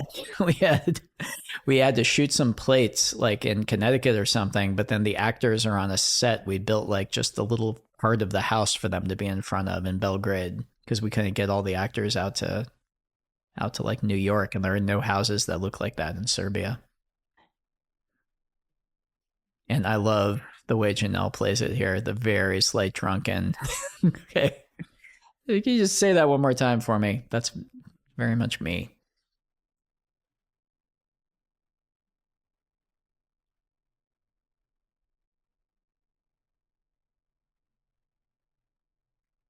And Claire feeling dangerous. I mean, I think that's the other element. I mean, it's when each of these actors need to, they dial in a level of menace to it and remind you of the stakes. And especially in the second half of the movie, that was very important.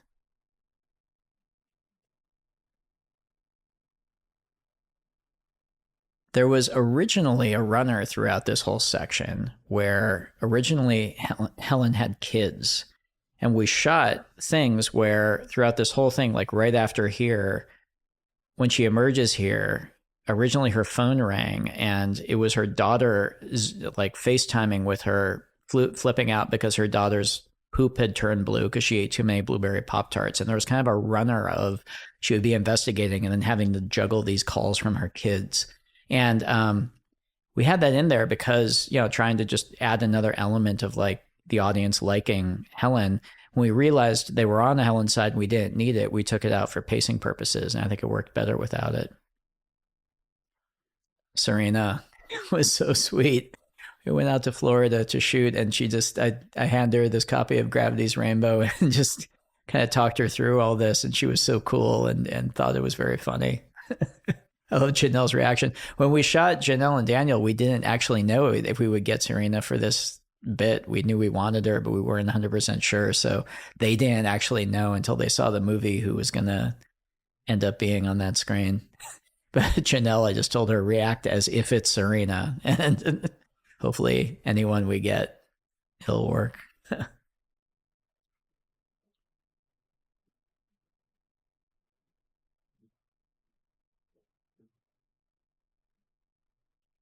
The dynamic between Blanc and Helen, kind of the groove that Daniel and Janelle found in this back half, is another part of the reason I think it works and doesn't feel like just a retread. I think it really is driven by the chemistry between the two of them, and that's all them, man.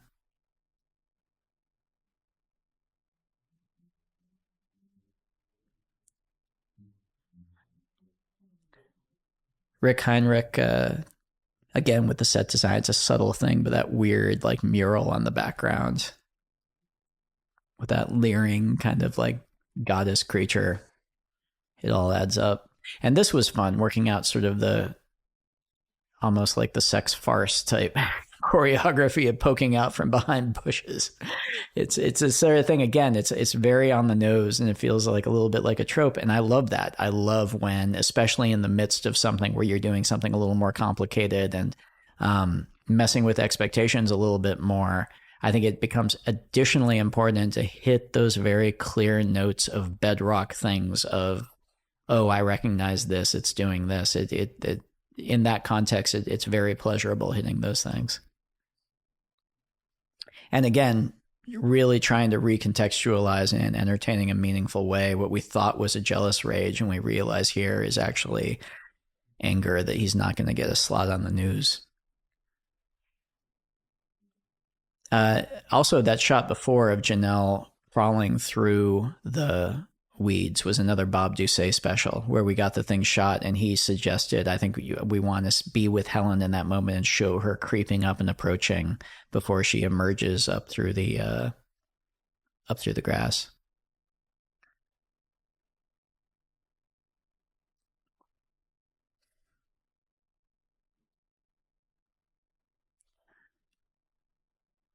So originally, I had blocked this scene to take place on those chairs back behind Peg, and Kate walked in and took one look at that bed and was like, why aren't we shooting on this bed? Like, you have a good point.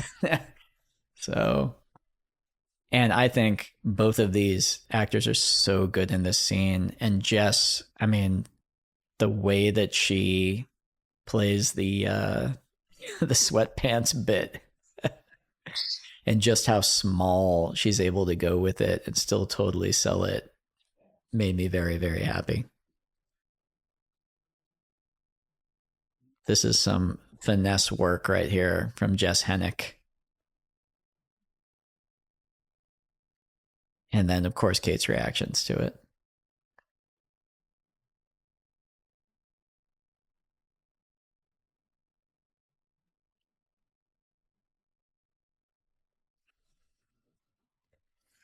And I do remember in writing being very, very excited about about that joke, coming up with that early and giggling maniacally to myself.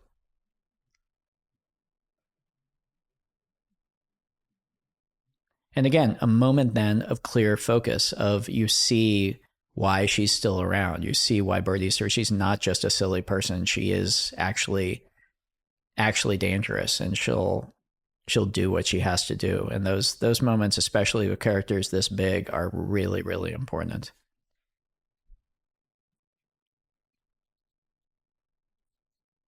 And then the handoff here to the next mission, and having this be like action movie intense in terms of the urgency of it, not letting the slack up at all in this back half felt important.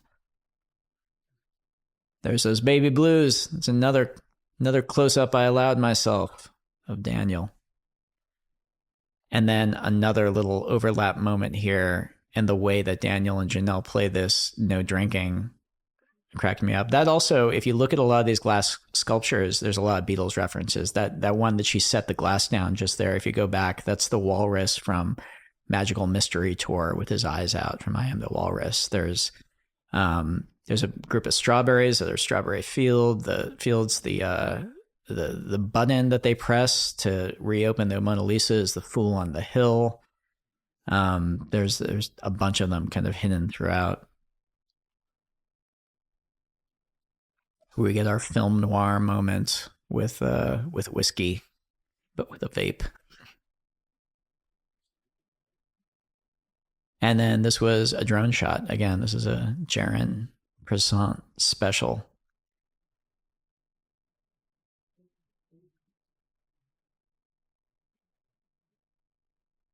The fact that Claire came prepared with the joints and also the vibrator. And signifiers, just orienting just little bits with those slow motion bits to give very, very clear moments that the audience is going to remember, and that's going to line up in their head. And that bit where a phone is flashing. Oh, wait a minute. Sorry.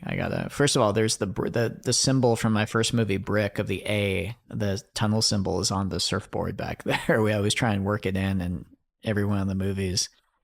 And then this set that Rick Heinrich whipped up for Daryl. Oh, yeah, this guy's still here.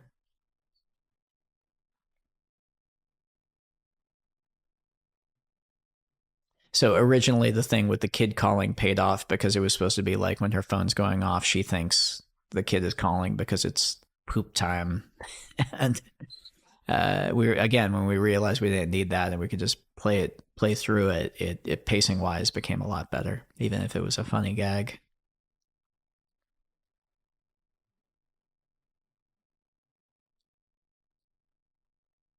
The fact that Madeline is holding her hair extension for the back half of this. I don't know how much it comes through watching it, but it made me very, very happy. And the cross purposes of this scene is kind of like a little delicate thing that I think comes through the notion that remembering here that Helen does not know that Duke has died.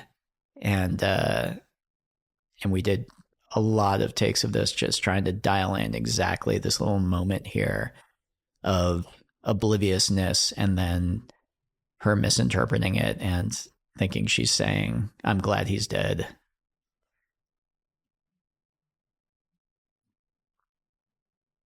And the fish saves her from the spear gun.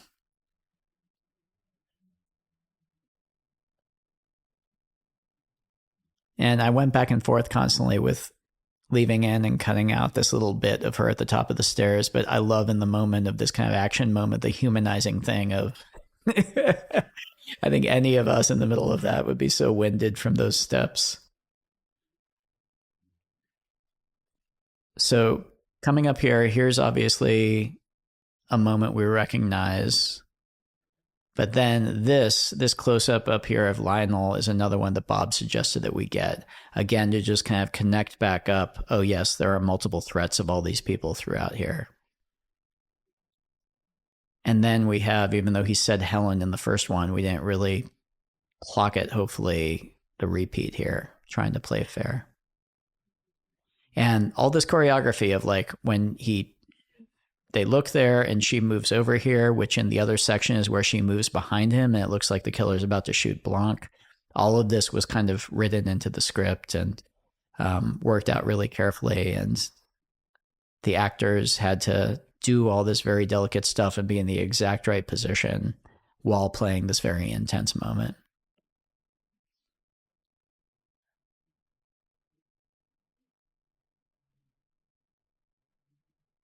And then I always kind of wonder whether audiences are going to assume I'm going to figure out a way out of Helen dying. I kind of assume once we build up this much empathy that deep down inside on the audiences, we're going to figure we wouldn't be so mean as to actually kill off Helen. But still, I feel like we kind of get away with it. And we also kind of get away with the cliche of the, I hope, of the cliche of the diary stopping the bullet, just because we are so happy that she wasn't killed. I guess I was kind of counting on that carrying us through. Oh, the book stopped the bullet. But look, it works. I thought I just kept trying to think of more clever ways of stopping the bullet, and finally I'm like, why reinvent the wheel? And this is my hand.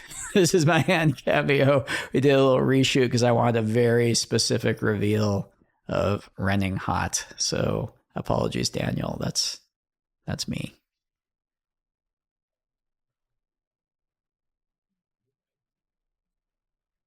It's so much fun watching this scene with an audience. And the reaction, the recognizing of, oh, this is why he was crying with this bit. And then the way the way Daniel goes right into the shit balls, he really plays the hell out of it.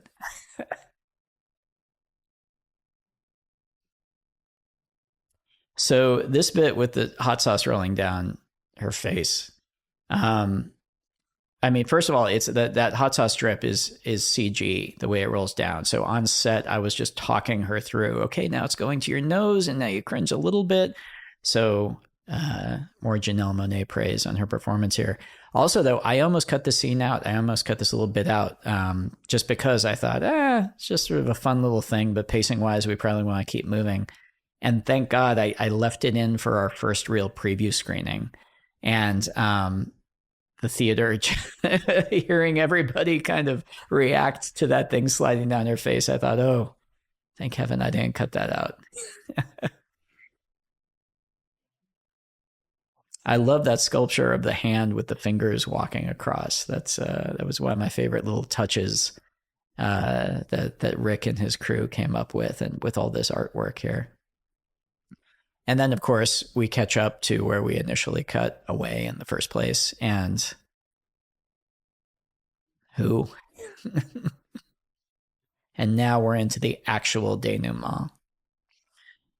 And we're about to get a good look at that art sculpture right here. There it is. That's actually what this thing looks like when you gaze into it. It's absolutely crazy.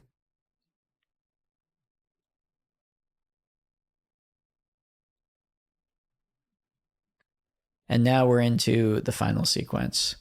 And part of the idea of having all these glass things in the middle here was to do shots like this. That was partially to set up the thing of breaking it at the end, but I also just thought it will be a great opportunity to kind of shoot through these things, especially once we're building up a head of steam at the end here. So this notion of the tiny little bit of red in the square was actually something when we were designing this case, this like frame, and how this was going to lay out, that Rick and I came up with. And it was one of those things just in prep where I think initially it was going to be, we didn't exactly know, like we thought maybe the whole thing would be red back there or something, and then I looked at that little square and was like, what if it's just that? And then Steve really took the cue of the neon light up above to do that beautiful lighting on her face of the blue and the green.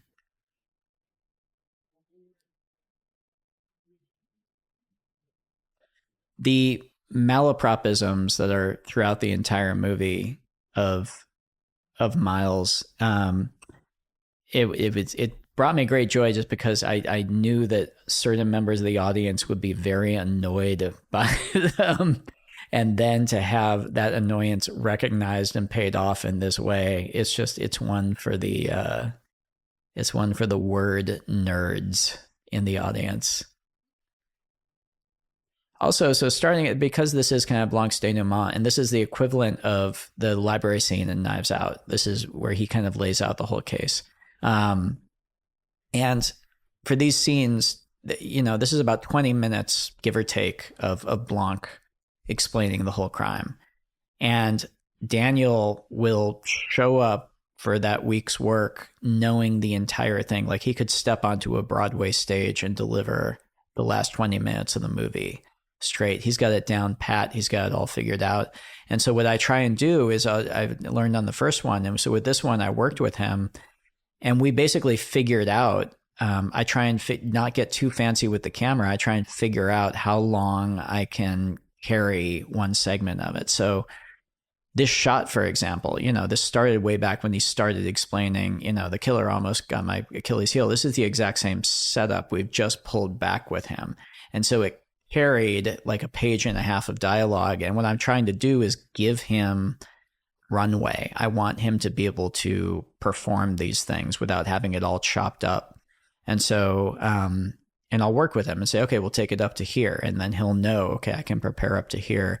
And we'll work together. It's a collaborative process of figuring out how to shoot these sequences so that I'm not chopping around all the time, and so that he can actually build up a head of steam with the performance of it. The other nice thing about it is with these cutaways, I can just, he just keeps performing through them. And instead of recording, voiceover in an ADR booth that sounds slightly different, I can just use his actual performance from that same shot over these little flashbacks and these little cutaways, and it makes it feel much more organic and flowing.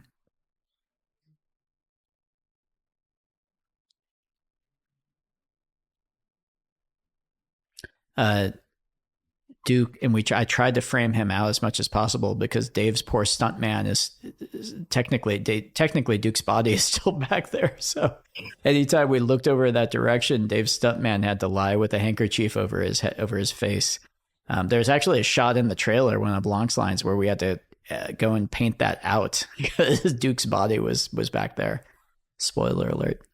And then here, just like little things here, like if you listen back to the original scene, he does say at Andy's, and it's just the mix that we tweaked a little bit, but we played fair. It is actually there. Madeline became obsessed with the way that Catherine said pancaked. She would just text me pancake emojis anytime she was giggling about it. And I can't even explain what's funny about it. Madeline's little "I am" that always makes me laugh.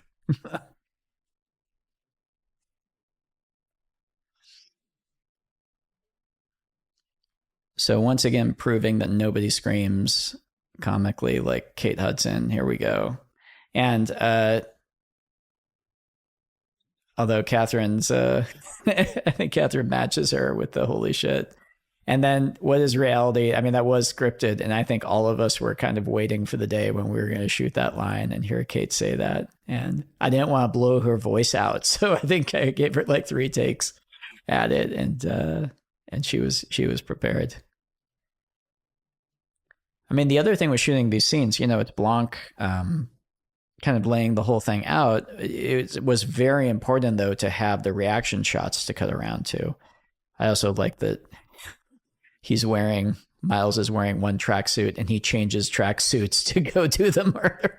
Changes into his murder tracksuit. So anyway, the way the day would go is, we would shoot Blanc's through lines, and then at the end of the day, we would have to grind through everybody's coverage of listening. Also very happy that Janus Films mug. That was just Chris Peck, our props guy. He had that mug. That was just his personal mug, and I stole it. I'm like, oh, can we use that in the scene? But anyway, so we would shoot through the scene, and then we would just go around and get everybody's close-ups, and we would, sometimes do multiple cameras, like stuff like this, and we would have Daniel play the scene off screen, and everybody would go through their reactions to it. And it was actually, it was fun. It was a bit of a grind, but it was actually quite fun.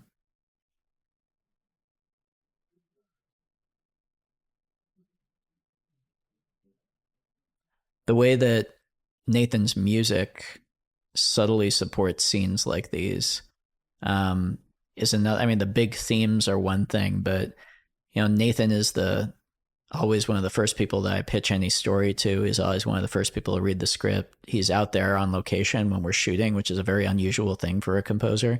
And Nathan's real skill is storytelling, and he's not just adding music to a cut. He's tapped into what the story needs and the shape of the whole thing. And the way, in that way, it reminds me very much of what's amazing about John Williams' work. I mean, the themes are one thing, but the actual skill is in the way that he amplifies what's happening in every single scene and focuses your attention on what you need to be paying attention to in the story and supports the storytelling through the music. That's what Nathan is really good at. Sue Field, our script supervisor, whose job it was to kind of have the script on set and reference different continuity things, she suggested I get that close up of Dave saying, "Duke, don't mess with pineapple." Originally, I just had him in the wide shot doing it, and she said you might want to flash back to it in this moment. So thank you, Sue. I love you. The way Kate plays this. Oh wait, Kate had the best description for playing Birdie. She told me, I think Birdie understands every third word.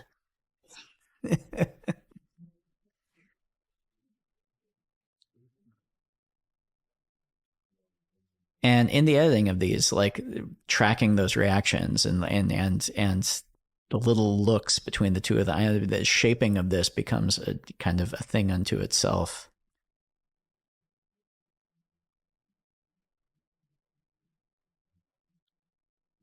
And this was a very abstract concept in the script. I was kind of, when I talked it through with Daniel, he's like, "Oh no, I think I understand how to do this." And this notion of him, I was always very concerned because the notion of him realizing this moment is such a weird, delicate, abstract thing. And every single time I've seen it with an audience, Daniel has just completely led them there. And this always gets a big laugh, which I'm very relieved by. Cast Daniel Craig in your movies, kids. That's the that's the takeaway. That's my directing advice. Get the best actor in the world to play your leading man. Take that to the bank. That painting back there, Edward, kind of in his Fight Club-ish sort of look. And it was funny also that all of these classic paintings on the walls, especially the recognizable ones that we had reproductions done of them. The deal is if you do that, you have to license the image. And then at the end of the shoot, it's kind of life imitating art. At the end of the shoot, you actually have to destroy those fake paintings. You have to burn them. And so Edward Sticky Fingers Norden was walking around the set like he was shopping, like, "Oh, I'll love to get that Hockney after and we had to break it to him. No, we're going to burn them all. Burn it all down."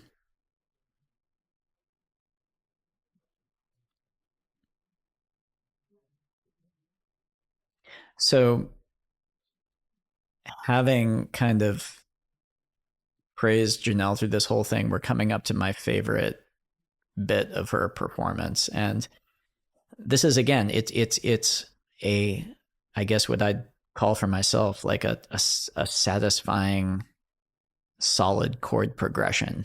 it's a satisfying trope, the whole thing of the killer being called out by the detective and then but you have no proof.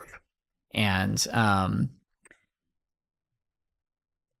Janelle had to, after all of the comedy and all of the craziness and all of this, she had to actually like emotionally ground this moment of defeat. And the fact that she was able to, in the midst of all this madness and with the tone of this movie where it was at, the fact that she was able to actually tap into something very real. I can't give her enough credit for it.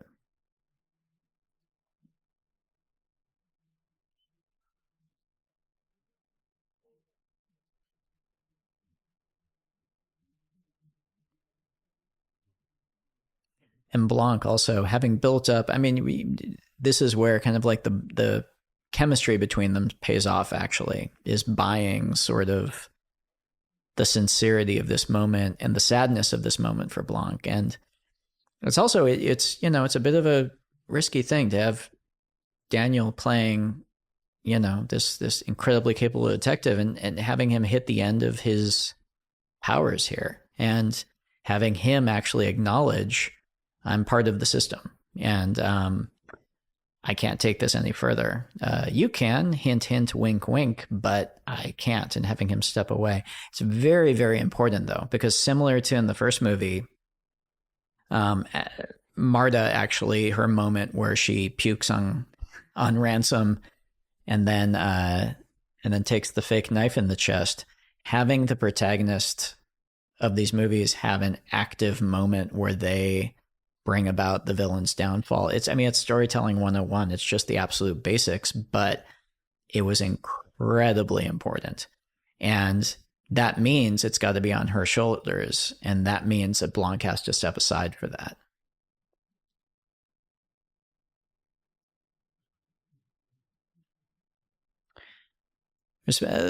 The notion of these movies being the first one, and definitely this one, hearing people talk about like the rich element, the element of kind of taking down rich people. To me, it's I don't know, it's not very interesting, the notion that rich people are jerks. To me, the interesting thing about this is kind of what you see playing out here, the notion of the power structure, and the note, not globally in terms of the rich up top, although that's definitely there, but I'm talking about within groups of people. In the first movie, it was a family.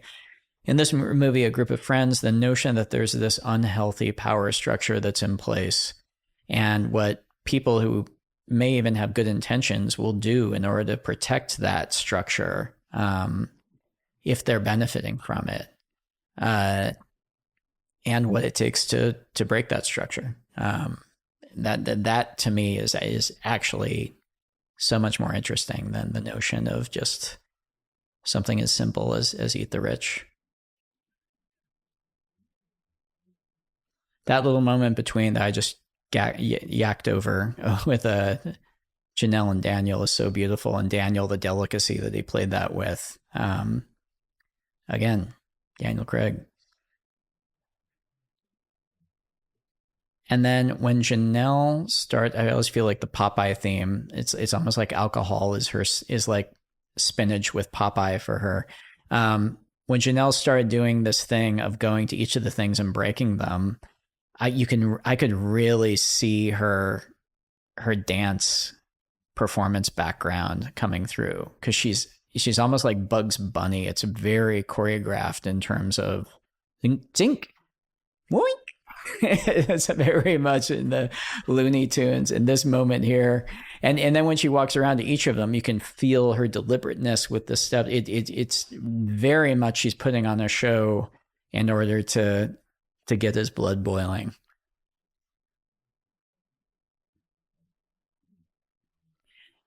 Coming back to the notion of telling the audience what you're going to do and then doing it. I mean, I additionally just really enjoyed the notion of this whole last sequence of the movie being an exact demonstration of Miles's disruptor speech. And everyone's on your side here when you're breaking stuff that everyone wants broken. All these little glass things we've been tiptoeing around for the whole thing. It's fun and games, and then until it isn't.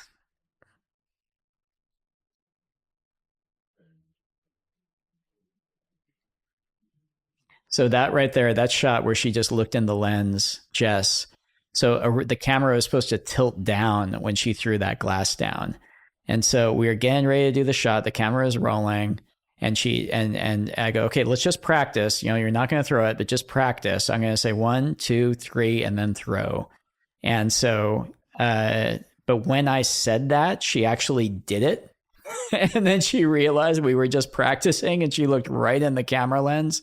And that's what I put in the movie. So you're welcome, Jess.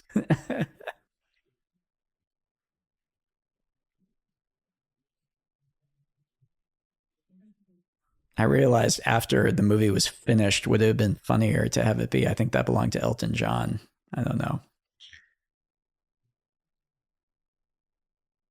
I also don't know if anyone can hear me right now, because the movie's gone very loud at this point. So if you can't hear me, I'll talk to you on the other end, but I'll keep yakking just in case.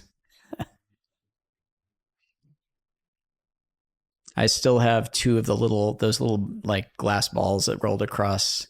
I took two of the smaller ones and just slipped them into my jacket pocket, and I still have them there. Actually, it's just kind of like a little thing. I'll slip my hand in my jacket pocket and feel these little glass beads. The glass bead game.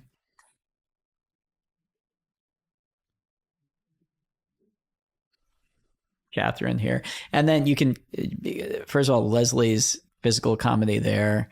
And then Catherine was on wires being slid across there. She's kind of blocked by the fire, but it was such a funny effect when you saw it. So now here, even your partner will tell you need to stop.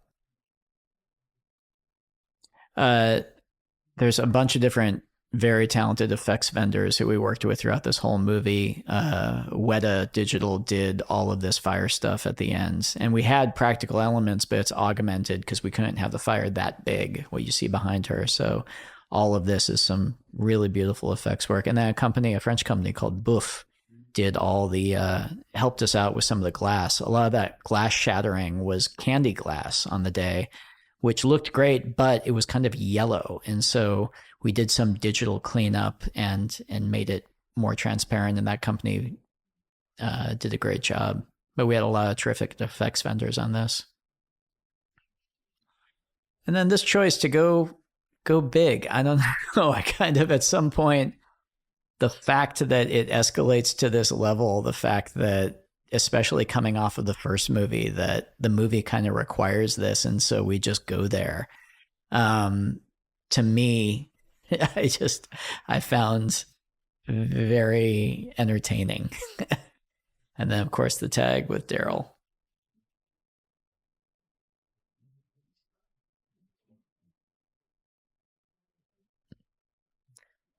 So again, all of this incredible effects work by our very talented team over at Weta. So for this slow motion scene that's about to come up, it's an interesting thing with shooting slow motion because it's so hard to know that you're shooting slow motion and not act in slow motion. It's kind of the equivalent of like when you're like on Star Wars when we were firing the guns, like the temptation to say pew when you're shooting them. Yeah, I think I've said before, I think Laura Dern actually is saying that in a couple of the shots. It's very tempting. And similarly, it's tough when you know we're shooting at a high frame rate like this not to act to that. So this was all, we shot this at like whatever it was, an incredibly high frame rate. And but this is all happening in real speed. So this would take like 2 seconds. It was just her sprinting across. And then we would all gather around, or this, for example, this looked like took a second and a half, her running across and then like going back. And we would then all go and gather around the monitor and they would play it back off the camera at the slow motion speed. And I would set my phone up and play Mona Lisa, play the Nat King Cole Mona Lisa. And it was really fun, actually. It felt like a little preview of the edit. Burning the Mona Lisa. So there's a great quote, John Cleese talking about A Fish Called Wanda, talking about the scene where Michael Palin kills the dogs, and they asked him like, how do you get away with that in a movie and not have the audience turn on you? And Cleese said, I think a large part of it has to do with the casting of the dogs.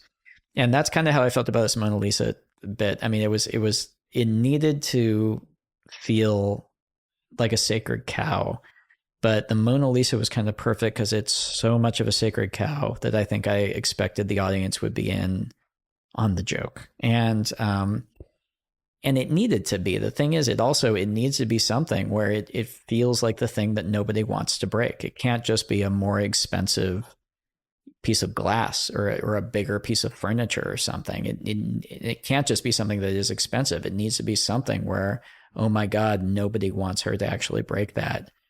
But that's what it requires to actually break this power structure and actually take Miles Braun down. And then the instant she undercuts him and the others have nothing left to lose, they jump like rats off of a sinking ship.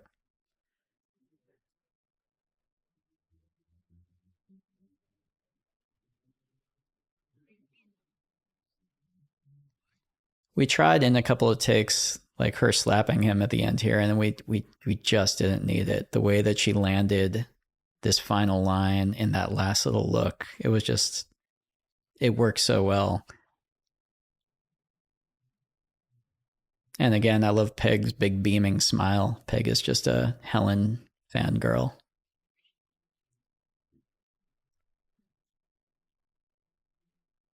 And yeah, with this, it's I don't read this as them having a moral change of heart or something. I think this is they are still absolutely shitheads.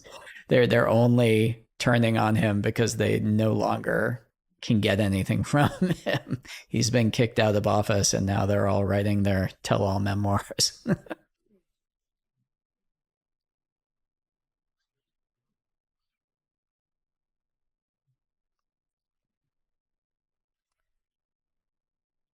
big, beautiful, big, beautiful effect shots. A lot of effects in this movie. I want to call out all our wonderful effects vendors. This was practical. This we actually rigged those lights on boats, sent them out there, and we were out here like early in the morning to get that glow in the sky. And we had all these shots set up and ready to go. We had like 15 minutes to get all of them, so we had to go very quickly. And then I brought up a picture of the Mona Lisa and showed it to Janelle and said, "Hold your hands," kind of like that. And I said, "Okay, and so we're going for sort of the smiling but she goes, "Yeah, I got it." And Janelle Monet Lisa, ladies and gentlemen. That last little gleam in the eye. That's Glass Onion. These end credit portraits that are coming up, I want to call out, were done by a very talented friend of mine, Vanessa McKee, who is an extraordinarily talented artist. And Zach Johnson, who's my cousin, did the portraits for the first one. And you can find Vanessa and Zach on Twitter and Instagram, and please commission them to do work. They're amazing artists. That's it, guys. Guys, thank you so much for listening to me talk over the whole movie. I hope it wasn't terrible. And, thanks for watching Glass Onion. Goodbye.